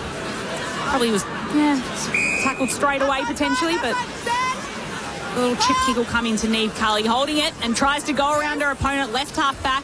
Went to dodge one way, then dodge the other. Kicks it to half forward. This might work here for the Irish. It's just tapped inside forward 50. Bogue tries to go in and take it. Dana Finn picks it up off the turf. She sends a little hand pass away. There's a lot of yellow jumpers surrounding the footy. And the Cordner's in there as she tries to hold it up for the Australians. In the end, it's just taken and pummeled out, hand passed away, but it does fall into the hands of Maddie Gay, who can take it for the Australians and hit up Malloy. Wastes no time, takes the mark and plays on. Forward handball to ABC Sports' very own Eb Marinoff. Kick inside 50. And you guessed it, she's been their main target all game. Randall marks in the right forward pocket. This will be a tough angle as she looks for 5. Well, for mine, that goal set up by Maddie Gay, who picks up the footy in defensive 50. We spoke about it early in the game. Her ability to just stay composed and find a long target by foot in live ball, it's something that she does better than most players in the competition. A lot of players can find the short when under pressure, but she finds a long option. Talia Randall, a top 10 goal kicker in the history of the competition. She's got 4 already. Can't add to it. Near side.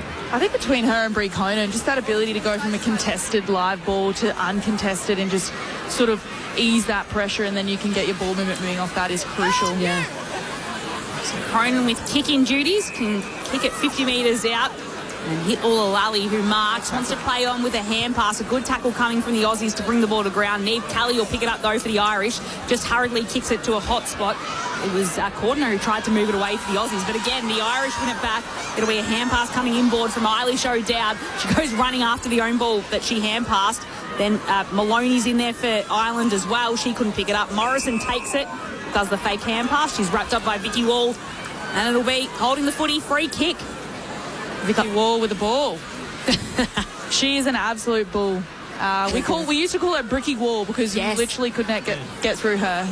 If anyone's copped a tackle from Vicky, you certainly know about it. Yeah, I think I've had the displeasure of that. I think we all have. There's another one of those Irish players that everyone seems to remember to gravitate towards and want to come through the gates to watch as Vicky Wall puts it on her left boot, sails it through.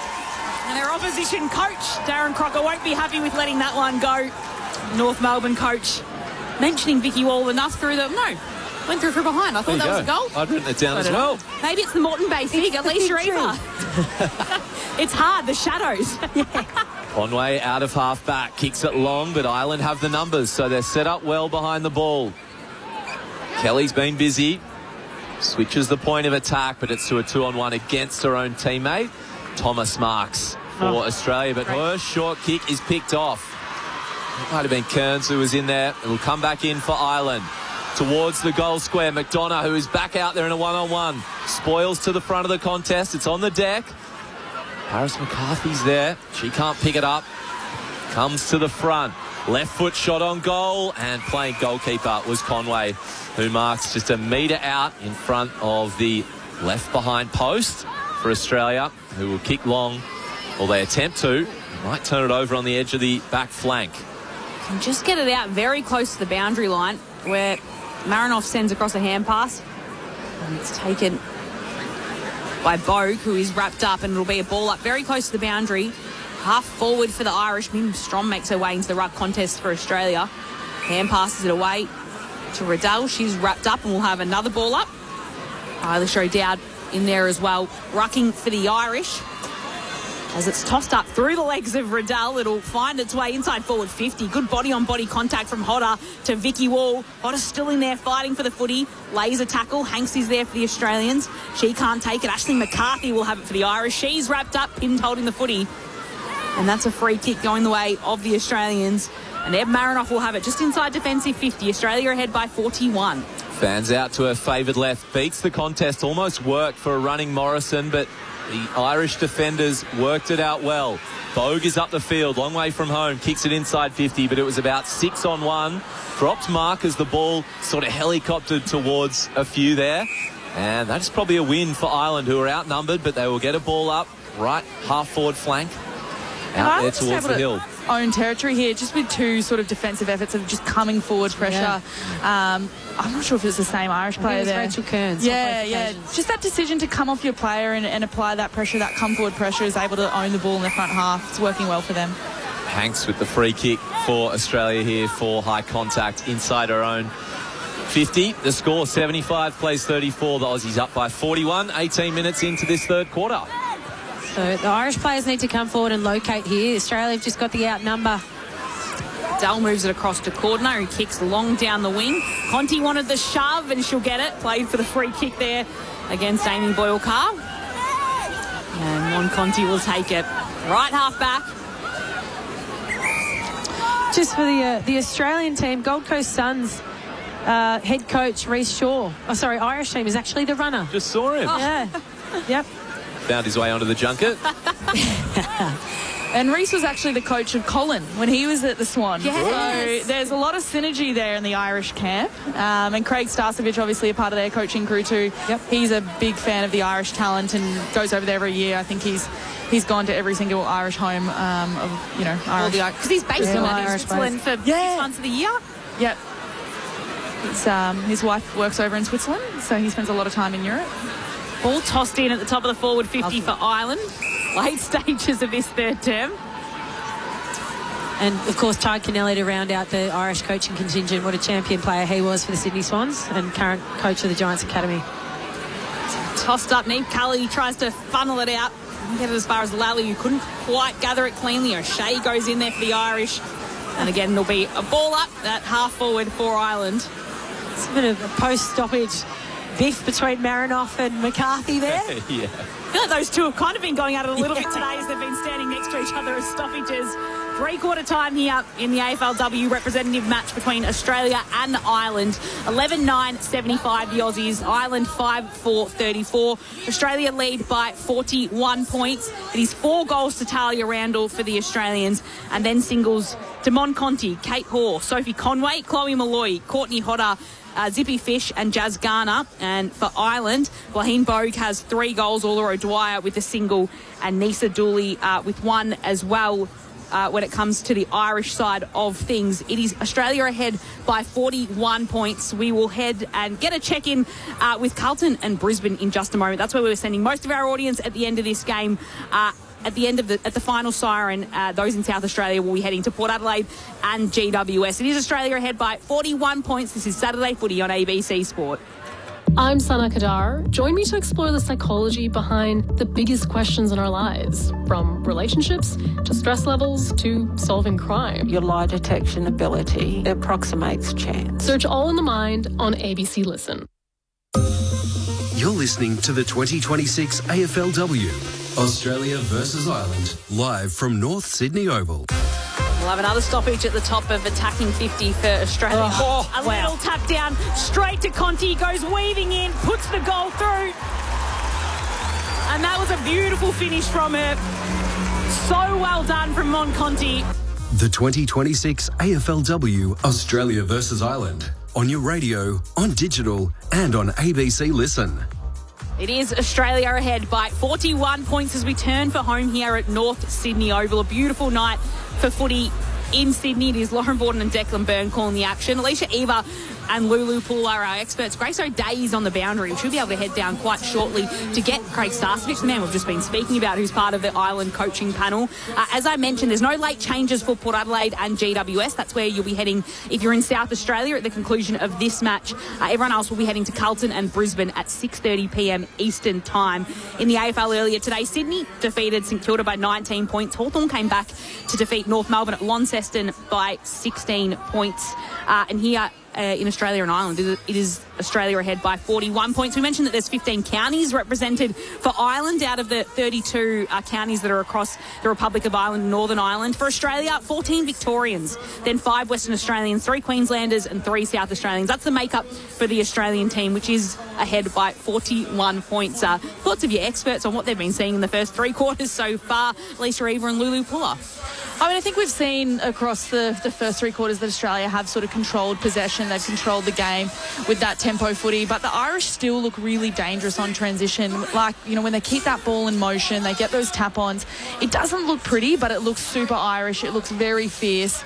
And I think if they can continue to keep that ball in motion, defensively, if they can propel their offence off their defensive efforts like we just saw in that third quarter, that come-forward defence, I think they can put a bit more scoreboard pressure on. But Australia look to be just dominating gaining possession here with their foot skills and, going from contested to uncontested pretty easily. Yeah, and there's just Australia. I think when you I'm going to cut you off there, Alicia. We can head down to Grace O'Day, who's with Craig Starswich as they walk off from the huddle. Yeah, Loz, Craig, what's the message going into the final quarter? Oh, look, well, I mean, we know we're up against it. We've got nothing to lose here, so we've come up with a few different combos through the middle of the ground, on the wings, throwing the magnets around literally to try and get a bit of a different look.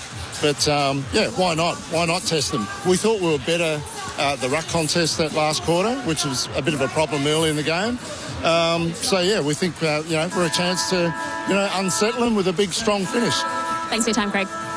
There we go. Craig Starsovich, what's he going to do? Or what's the Colin O'Riordan and the rest of the Irish coaching team going to do? Sounds like they're not afraid to throw a few plays. It's something to maybe keep an eye out on. Yeah, I'm trying to look at who's in the ruck to begin this. It could be Dunn. Yeah, I didn't mind the look of Cronin at that last CB.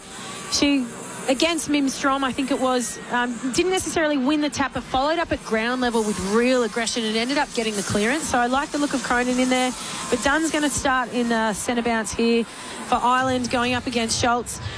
What on the wing there? Who's that? Blaheen. Oh, yeah, Blaheen. Oh, yep. Yeah. 3 goals. We wanted to get 6th. She can kick 3 more from the wing, particularly on this ground. No, but look, what Stars has said is spot on. Like, they've got to throw magnets around. They're not going to die wondering here. And we know it's an exhibition game, some would say, but there's Irish pride on the line here, and to credit to all players, no one has backed down tonight. And I think for the fun of it as well, how much we saw the enthusiasm when Blaheen Bowe scored her goals earlier on. I think the crowd will be happy to see the magnets thrown around a little bit as we come into this final term. So it is Australia ahead by 41 points. I mean, look at the top 4 disposal getters on the field. Ash Riddell, Eb Marinoff, Mim Strom and Nina Morrison. It's not a bad collection of names, is it there? And Marinoff really got going. She was just in and under everything. I mean, across the whole game, but I just felt like she was really starting to show her class in that third quarter. So, yeah, I'm looking forward to her going head-to-head with McCarthy for another quarter here. What's been great to see is you just see there's obviously so much talent out there and experience, just different players popping up every 5 minutes, literally on cue. At the start of the last quarter, it was Nina Morrison, then it was Marinoff at the end of that quarter.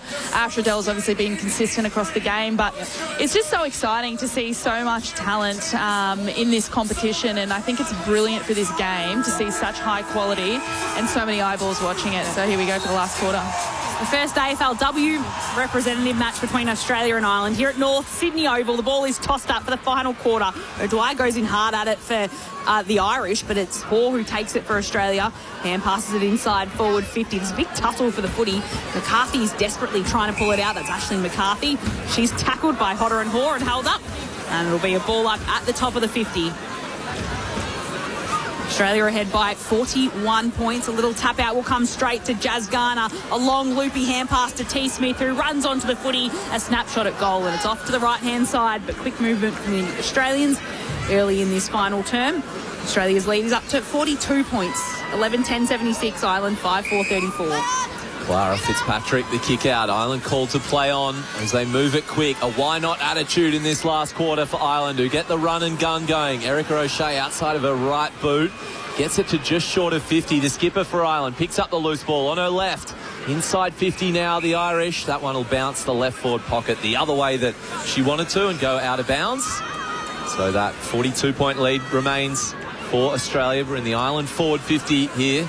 Saturday evening footy now on ABC Sport here at North Sydney Oval. Sold out, beautiful sight as this historic game continues. Schultz at the front, taps it down. O'Dwyer read it best, and it was pinched off her by Smith. Kicks it outside 50 for Australia, and the 11 kicks it to the other 11. Fitzpatrick marks 60 from goal. Has a handball, gives it 1-2 back to Fitzpatrick, then to Maloney, still 55-60 from home. Short kick is on. McLaughlin goes to her right, still outside 50, the Irish. So they play around with it. Dunn can't pick up the loose footy. Instead, it comes to Mackenzie. She kicks it inside the centre square, but there is 3 or 4 Irish players there, and they will mop up and move it forward again through O'Dwyer. She takes it and hand passes it out wide. Ashley McCarthy doesn't get the bounce though, and Hoare will win it back. Hand passes it to T. Smith, who falls over as she's being tackled by O'Dwyer. Just gets a hand pass away. She can spot up Roberts, who takes it and hand passes it out wide as the kick comes inside 50 from Fish. Is the mark going to be paid? Randall will take it. Held it high above her head. Looks unselfishly like she's going to pass it off. Doesn't want to go for a 5th goal. Kicks it towards Jasmine Garner. That's why she did that. Saw the option, saw her captain at club level and country level, and hits Jazz Garner on the chest. Just the timing of Jazz Garner's bodywork then to engage her defender, nudge her under the ball. She's just, she's a midfielder now. She played a lot of her junior footy as a forward, and that's just that craft on display there. Jazz Garner skips in Australian colours, and this one is just a behind. A rare miss, though, from Garner. Yep. Her only blemish of the game. Goal in the second quarter. Australia ahead by a game-high 43 points. I'd actually love to see Ireland just to isolate some players. You've got, I think it's Erica O'Shea in that wing, Blaheen on this wing. I think if they can really spread the ground and isolate these players and have a bit of a 1v1 contest, they're in a good position to be able to win those 1v1s and get the ball moving forward. Cronin from the kick out went straight down the middle. It was turned over in a dangerous spot. Roberts inside 50. She turns it over. O'Shea picks up, spins out of one, gets the hands away. Ireland still in possession, but in the danger zone. Half a handball out, inside 50. McCarthy with a forward handball, hoping for someone to be there. No teammate. Running in is Wall on Roberts. There you go, that big contest. Ball came free, and then it's kicked forward inside Ireland's 50. One-on-one. McDonough with the kick on the left foot. Grubber hits the left goalpost, just misses. How about that hit from Wall on Roberts? Wow. Tell you what, Daisy Pearce, coach of the West Coast Eagles, will be looking at that replay and hoping Ella Roberts is okay. That was a massive hit from Vicky Wall. She's probably moving the magnets now and getting her to rotate. She's the only Irish contingency, I think. The 9 on the bench, she's just going, all right, that's enough now. Yeah. The kick out comes from Gay. It'll be a stoppage at half forward for the Irish. She is up and okay, Ella Roberts. She looks a little bit corked maybe, but now she's going to win this footy. Almost. Strom gets the tap down the end, but it'll be stolen and taken by Jen Dunn, who kicks inside forward 50. Free kick to Ireland. So Vicky Wall will have it here. She's 40 metres out from home, wants to hand pass it away and move it on towards McLaughlin, who hand passes it into the right forward. Blaheen tried to kick that through. She has not weaved that through. There were 10 players in her path, and Blaheen Bogue, in fact, it was Niamh McLaughlin, has somehow, unbelievably, weaved that through all the players in her path, whether they were Australian jumpers or Irish jumpers. It's come off her boot. I'm sorry, Lauren, that I just interrupted you. That was wild. That was the most Gaelic goal ever. There just wasn't a net behind. It was very unconventional, but it was very Irish. I tell you what, they are very entertaining to watch. Aren't they just? That was just... As soon as that kick was a grubber across the ground, I thought, well, how is that going to end up in a goal? I mean, it started with Vicky Wall just handing it off when 25 metres out. Normally you just go back and hit that set shot, but not the Irish. Wow, that was awesome. They think differently, and the chant goes up. Marinoff, though, with the clearance inside 50 for Australia. Big leap. No mark. Working it out of D50 is Niamh Kelly. Spots up a teammate. Mark not paid. Must have been touched. So it'll be a ball up. Front edge of the square for Ireland. 55 away from home. Out towards that eastern side. Meg, well done. Ella Roberts picked it up, so she's back up and running. Loose handball, ball kicked again off the ground. Blaheen Bogue, she can't grab it. Loses it in the tackle, middle of the ground. Footy to be won. Smith inside 50 for Australia. It's a 2-on-1 against for the Aussies, but the one is Conti, so you never know what's going to happen. Handball to Hodder, then to Garner on her right foot. Hooks around, and it is hooked too far. Minor score. 78 plays 41. Australia lead here on ABC Sport. 6.5 into the final term. So we've had Vicky Wall's hit. We've had Rachel Carnes try and take Mark of the Year at full-back. We've had that goal. The Irish are they're just taking the game on. It's been so entertaining. And Niamh McLaughlin's back at full back and just taking the kick in as well. She moves it to Dana Finn at half-back. It'll be a turnover here as the Aussies win it back. Eb Marinoff will take it and kick it quickly just inside forward 50. Schultz will mark, dabs this ahead of her. She has the lead on. And it's Chloe Malloy who takes the mark, can play on quickly, hand pass it to Morrison. Tight angle, but close to goal. She likes it off her boot and she runs to celebrate. Nina Morrison has had an excellent game in Australian colours. And now she's got a goal as well, the Geelong Star. Australia 12-12-84, Ireland 6-5-41 by Nina Morrison's goal. The Aussies push the lead back out to 43.7.5 minutes played in this final term. It's Saturday night footy on ABC Sport. Your experts, Giants midfielder Alicia Eva and Sydney Swan Lulu Puller. Yeah, I thought when Schultz took that mark at the top of the 50, I thought, OK, they're just going to take some speed out of this, Australia. They're going to slow it down. But she rolled and kicked the ball to a leading up Chloe Malloy, who then handballs to Nina Morrison on the fly. Good finish because she was closed pretty quickly, but God, there's been some quality football played in this. I'm really impressed with Nina Morrison. I know she's a quality midfielder, but she has really stepped up in this game against the best. And, yeah, she looks like she's going to be having a great season. Strom down to Roberts, but she was being closely watched. Ball up just to the left of the middle of North Sydney Oval. Cronin doing the ruck work. Mitten Strom gets rid of her, kicks it inside 50. Running out is Malloy, taps it down, just not to the advantage of her teammate. Grabbing the footy, reefing it out and kicking it is Boyle Carr, and gets a little bit lucky. The Island, they've got Irish luck at the moment in this fourth quarter as they kick it up towards the wing. Looking to get another goal. The Tricolours, nice smother there. Zippy Fish, I think it was. Round for the Aussies. Oh. And another smother comes down to Morrison. Then to Strom. Forward handball to Conti inside 50, 40. She's bumped as she's kicked. And that will do the trick, meaning it's pushed not only across goal, but it's hit the right behind post. So it will be a ball in the right forward pocket. Australia leading by 43 points. Super chase then by Bogue from the wing. I think she ran about 40 metres with speed to close on Conti then. Conti usually finishes that. An excellent final term we've had so far too. It doesn't look like anyone's slowing down just because it's a representative match, and in the final term as O'Shea takes it out for Ireland, hand passes it across to her captain in O'Dwyer, shoves it on her boot. It's a good kick as it finds its way to Rowe, just couldn't take it cleanly. It'll be still in the hands of the Irish on the outer side of the ground until Morrison comes in to collect it. Hand passes it to Hanks, hand pass to Thomas, hand pass to Marinoff, comes off the side of her boot. Conti's got time to settle, take it, and hand pass it back to Marinoff. She hand passes it to Strom, but her hand pass will be a turnover. It was O'Dowd getting in the way for Ireland.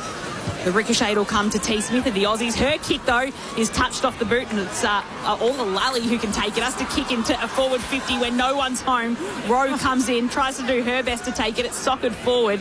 It's all chaos footies, which is what the Irish want. And in the end, it's actually it's Brie Conan who can clear it. For the Australians, we'll have a stoppage at half forward. Well, we won't. It'll be a holding the ball free kick for the Aussies. Nina Morrison will take it. Tough on Finn there, the Irish woman who picked it up and was tackled by Morrison, but the free kick stands as Australia go forward. Riddell couldn't mark, just used her body to edge her opponent out, goes inside 50 on the deck, but Vicky Wall first to react, handballs to her skipper, kicks inside 50, arriving with pace in the contest there. That was harsh from Libby Birch. Was effective though, got the spoil, out towards the wing now for Australia. They try to pick up the loose ball. Strom is there, footy comes free. O'Dwyer, she's tackled, didn't have it, and she will get the free kick. Holding against Morrison to the Irish captain, Paula O'Dwyer. Takes it and hand passes it across to O'Shea, who shoves it on her boot.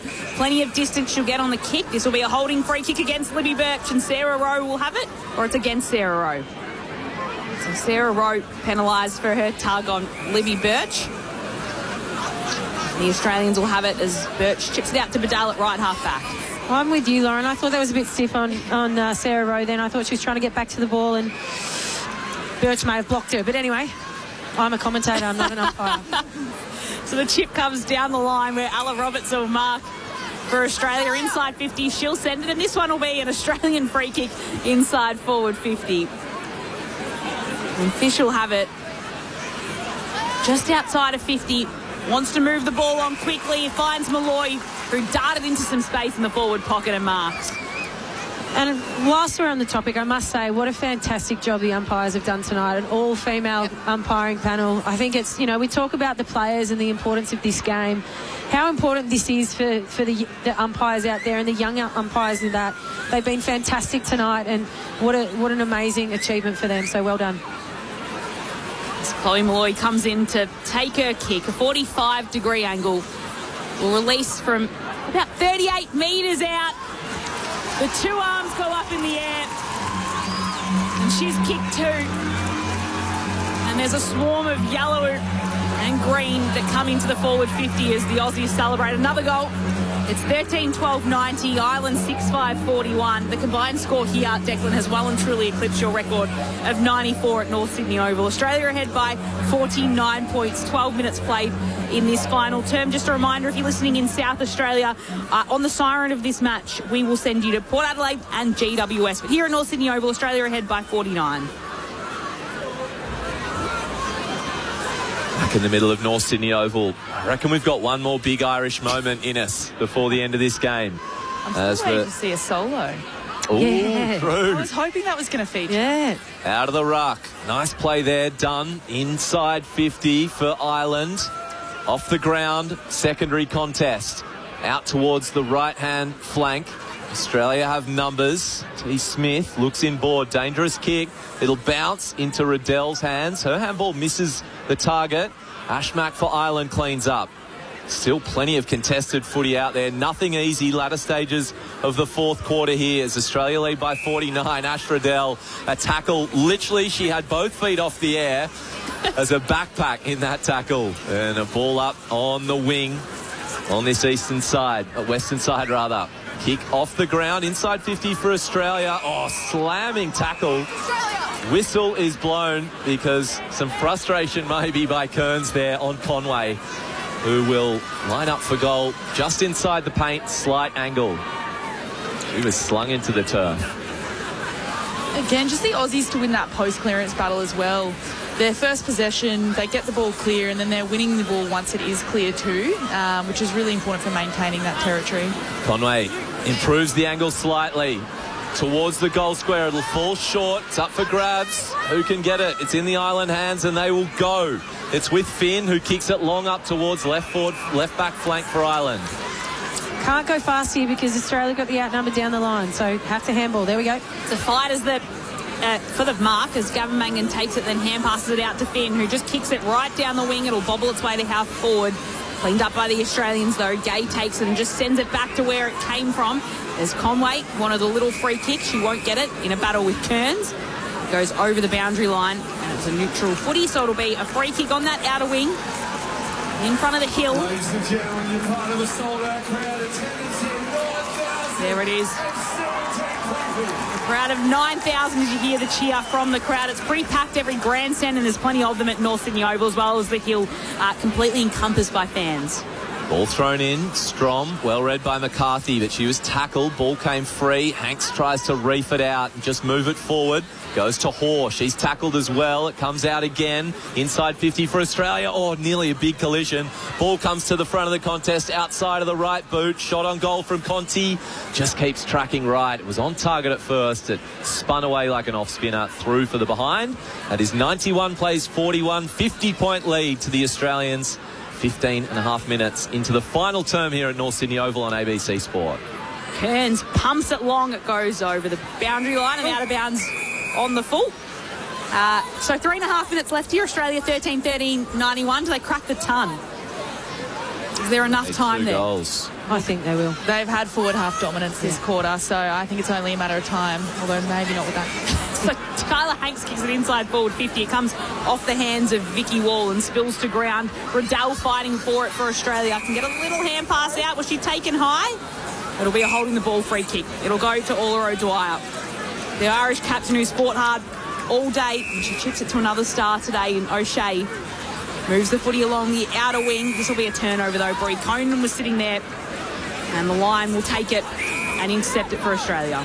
Roberts gives the handball to Marinoff. Spinning ball inboard. Oh, and that is a big collision again. Conway gets up. Ball came loose. Ireland clear outside 50. Here's their chance for another one. McDonough marks on the wing. Handballs into the centre corridor to O'Dwyer. Handball over the top. They're inside 50 by hand, but Rowe, the no-looker, didn't work out. It was well read, picked off. Conan for Australia kicks it up, but that is read well by the Irish, who'll bring it back, and that is how quickly it can come back inside 50. It's on the edge of the 50 now with Rowe. Spots up a teammate, and they will have another shot for goal. Marking 25 out, Aisling Reedy on a slight angle. Yeah, it was good foot skills on display there by the Irish side. There was a chain of handballs that was turned over initially. Australia won it. And then there was a turnover across half-back. And as you said, Deck, one kick back inside forward 50 there. Ireland looking for another goal, and it just comes up short. There's a few plays in the goal square here, so under pressure, Conan, handball, they're going to play it out of their D50 Australia. In fact, the kick goes just beyond Marinoff. No, she picks it up, kicks it up ahead. Conti in the contest does well against two. Conway's there. She tries to handball her way, but it's wrapped up between the logo and the interchange bench. We've played 18 minutes. Australia leading by 50 in the final term. Tossed up. Mimstrom's there, almost tries to dig it out herself. Does the tackling. Well, Marinoff comes in to do that. And it'll be another ball up in front of the two coaching benches. Darren Crocker still giving his side some instructions to push up the ground. Not long left in this match, though. Australia v Ireland, an AFLW representative match. The ball will spill out the back. It'll be taken by Roberts. Hand passes it to Conway. Her hand pass will be chopped off by McLaughlin, and the Aussies will win it. The Irish will win it. O'Dwyer puts it inside forward 50. A turnover. Badal takes it. And the Adelaide Crows defender gets some cheers from the crowd as well, I think. She intercepts the footy inside defensive 50. Looks out to her left. Conway's there, who marks 55 from her own defensive goal. Spearing kick up the line. Finds Conti. Just forward of the wing for the Australians as they go inside 50 once more. Leaping is Garner. 3 deep. Just spilt the mark. Top of the 50 for the Australians. Zippy Fish. Handballs out. Comes wide. Roberts involved. She's being tackled. Kicks it short, but O'Shea reads it well for the Irish, and they are away. McDonough up the wing on that trademark left boot. Great kick. Marking 55 metres away. Ireland have it inside 50. Last shot at a goal. Gillard reads it well. Ball comes loose. Up for grabs. Who can pick it up? Two there for Ireland. Vicky Wall, one of them, on her left foot. Kick forward into the left forward pocket. And it goes out of bounds. Whistle blows, left forward pocket. Not much time left in the game. Australia lead by 50. Here's a chance for a final highlight for the Irish. Inside forward 50 for the Irish. There's plenty of fans that have come here to support those from the Emerald Isle. But plenty of support as well in green and gold for the home side on its home turf as the ball is tossed back in. The ball gets pulled in. Plenty of players dive on top of it. And another throw in right at the top of the goal square for Ireland. They just need to create some space around this stoppage here. There's probably about 20 players there. The ball is tossed up. There is the siren. And Australia won't be beaten at its own game. It defeats Ireland by 50 points and holds firm on its own turf. 13-13-91. The Australians defeat Ireland 6-5-41 in front of 9,017 people here at North Sydney Oval. That is a 50-point win the way of the Aussies. It's a little bit strange. We're not going to get a song here like we normally get when it comes to Australian rules. You're almost waiting for it to kick in. But that is the way it sits here at North Sydney Oval, this AFLW representative match. A historic day here, the first time that these two sides have met since the AFLW competition has come into fruition. And these Australia winners by 50 points. If you're listening to us in South Australia, you will now be heading to Port Adelaide and GWS at Adelaide Oval. That's where your call team will be Aaron Bryans, Tom Wilson, Joel Patfull, Josh Franco and Braden Ingram. So that's where you'll be heading to Adelaide Oval now. And for everyone else, we'll get you to Carlton and Brisbane in about 18 minutes or so time. But it gives us a little bit of time now to wrap up this match between Australia and Ireland, which was entertaining. There was plenty of support here for both sides and an enjoyable way, I think, to kick off the AFLW season. Australia winners by 50 points. To go through the goal kickers and tie a bow on that this afternoon, it was 4 goals to Talia Randall. She had a couple more shots as well. Chloe Malloy put through 2 for the Australians. And then singles to Mon Conti, Kate Hoare, Sophie Conway, Nina Morrison, Courtney Hodder, Zippy Fish and Jazz Garner. It's amazing the names that you're reading out as you're going through the goal kickers there. And then for Ireland, Blaine Bowe kicked 3 goals all in the first half. Orla O'Dwyer, Niamh McLaughlin, Nisa Dooley with singles as well for Ireland. But it is the Australians 13-13-91 defeating Ireland 6-5-41. We'll be able to get some reaction from Grace O'Day. She's down there floating around. But before we do that, Alicia Eva and Lulu Puller, the first historic game between these two sides. What did you make of it all? Yeah, well, congratulations to both sides out there. It was a very, very entertaining game of football, and I know the scoreboard might reflect a big win to the Australian side, but Ireland certainly had their moments and just played some really electric football, and it was fast-paced. We knew that the Irish game would be like that. And there was many highlights across the game, and I think, look, we said early pre-game that the Irish would want the ball out in space, and the Australian team would rely heavily on stoppage and I guess the contest. They'd really probably have the upper hand around contest, and that's what the numbers show. They were plus 35 contested possession from an Australian perspective. They were plus 16 clearances, plus 38 marks. And I'm going to interrupt you again, Alicia Eva. We can head down to Grace O'Day and get some reaction. Yeah, I'm with Irish captain Orla O'Dwyer here. Orla, not the result you wanted, but what does it mean to represent Ireland here today at North Sydney Oval? Yeah, I suppose not the result here, but so I've been talking about the last couple of days.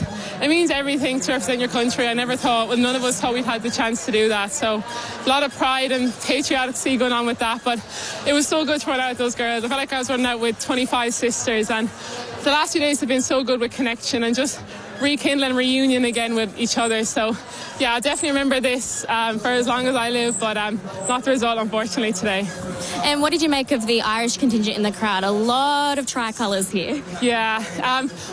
When at the start we were singing Around Navina national anthem, I was getting emotional just listening to all people in the crowd singing it, and it just was so special. And we knew there'd be a huge Irish crowd here, and testament to them for showing up. It was amazing to see here in North Sydney Oval. The atmosphere has been amazing. So yeah, we just hope that we can continue on doing this and that more Irish keep coming to these games.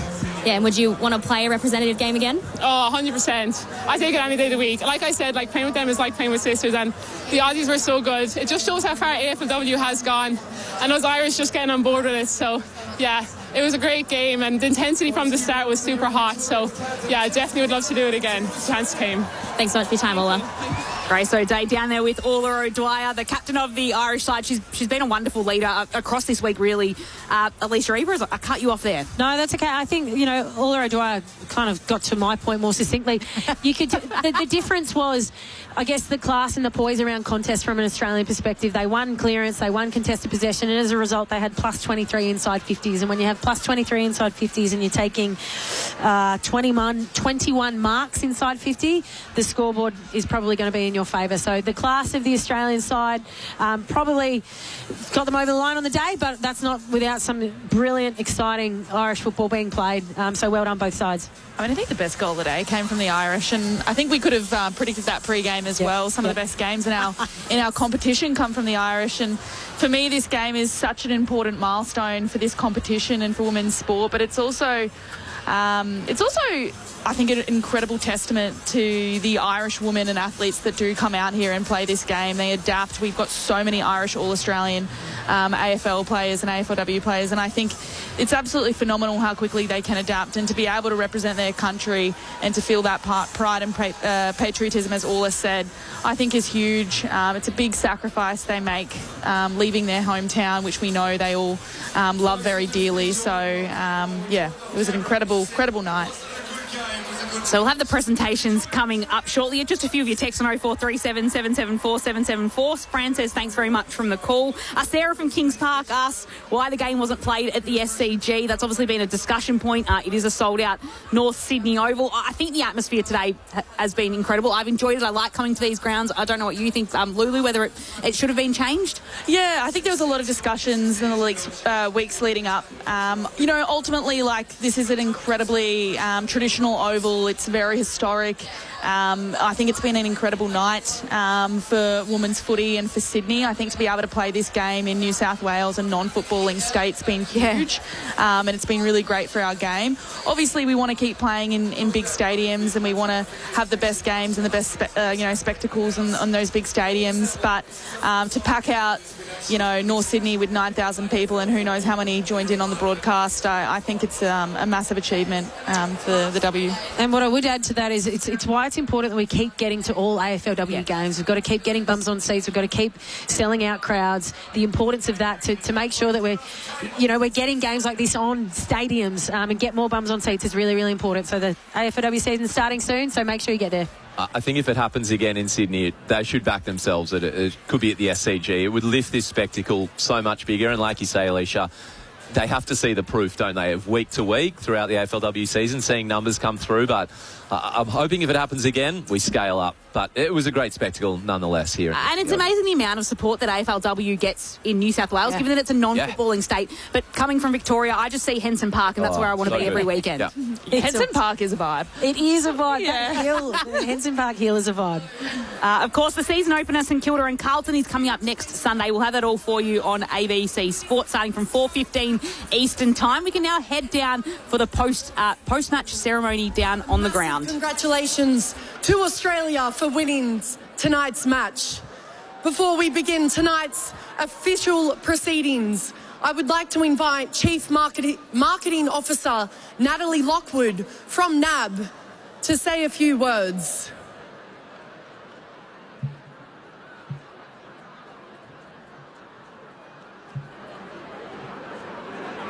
It's now my pleasure to welcome to the stage Australia member of the Hall of Fame, Debbie Lee, to announce the best player on ground tonight.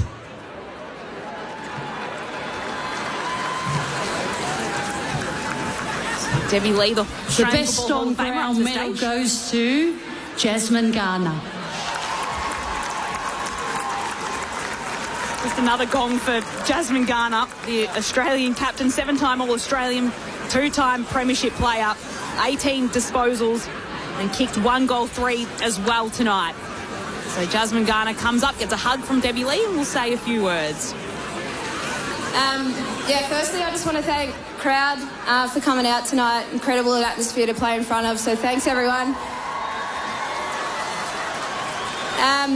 To NAB, Laura Kane and the AFL, thanks for heaps for putting on this great game. It was so much fun this week. I know we all had a great time, so thank you. To Colin, Ola, the Irish girls, geez, you guys are exciting when you get that handball game going. You bring so much to our great game, so thanks for a great game, and looking forward to having our girls back in North Melbourne. And to the Aussie girls, we came here, got what we wanted. It was so much fun to play along each and every one of you. Can't wait to celebrate tonight. Go the Aussies.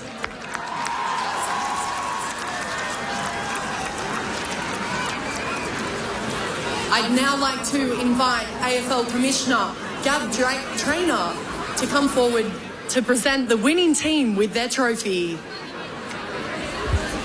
So Gabrielle Trainer making her way up to the stadium now.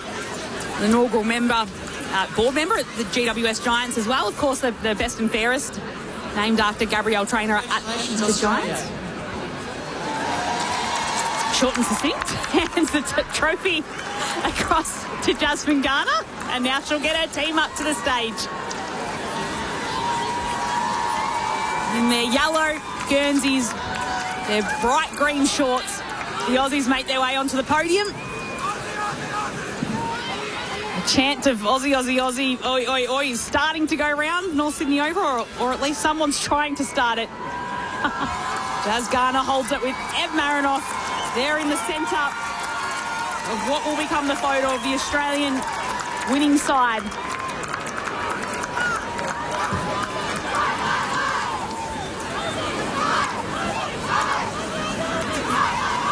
And there's no theme song, so that'll do it. Aussie, Aussie, Aussie. Oi, oi, oi. Australia winners by 50 points. 13-13-91. Ireland 6-5-41. Jazz Garner wins the Player of the Match award. Are we happy with that?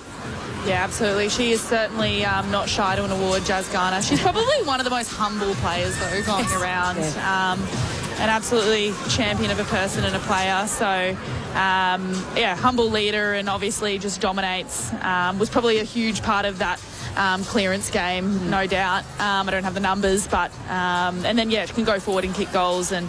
as we saw, incredible body work and can take great marks. So awesome to see her celebrated and, taking on best on ground. Yeah, it wouldn't have been an easy award to give tonight. There are a few players that really put their hand up. Ed Marinoff had another night out. Yep. 25 disposals. She had over 400 metres gained. Yes. Plenty of clearances. And it was one of those nights where I feel like a lot of the players came into it at certain different times. It weaved through the match. Definitely did. Garner, I mean, she starts in the midfield, but then she also has 4 shots on goal. Yes.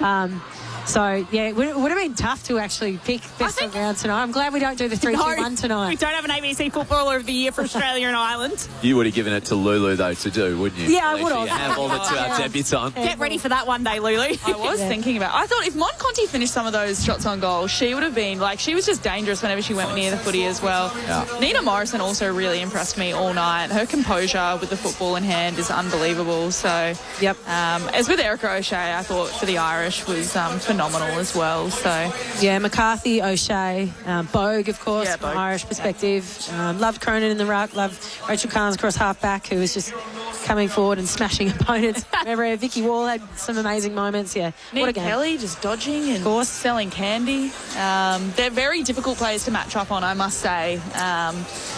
They are super talented, and I hope we get to see this every single year for AFLW. Yeah. I think the NRLW, to be honest, with their representative matches with State of Origin, obviously has been a huge success, and to be able to see that quality for those 3 matches has garnered heaps of attention. And I think if we can build this, and build this momentum and make this a bit of a hallmark of AFLW, I think it would be go a very long way at building this competition.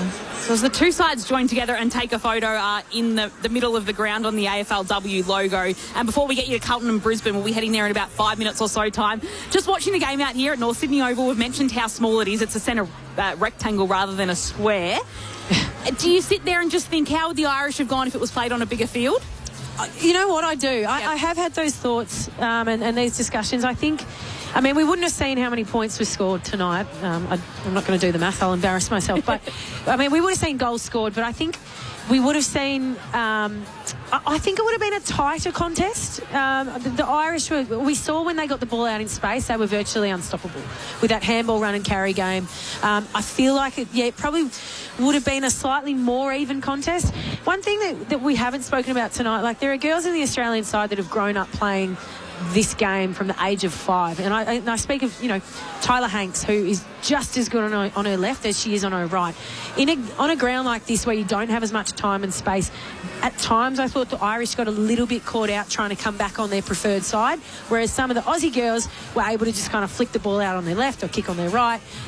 They were just probably had a little bit more composure in tight spaces, and I think that's just a product of growing up playing the game and just the tighter confines of North Sydney Oval. But I'd also be a fan of, do they play this game overseas in Ireland one year? Oh, wow. Absolutely. Can I be involved somehow? That's a good point as well. Or do you play Gaelic? Do you change it to an international rules format? That'd be cool. Maybe you change up. Maybe if you do this every year, does it get a little bit stale in one way? If you change it up and change the format, we might even be able to head down to Grace O'Day. We're nearly about to head off air, but we can head down and get a quick little bit of reaction with Grace. Yeah, I'm with Chloe Malloy here on the boundary. Chloe, what does it mean to win this game today? I think it means beyond, we are playing for country pride.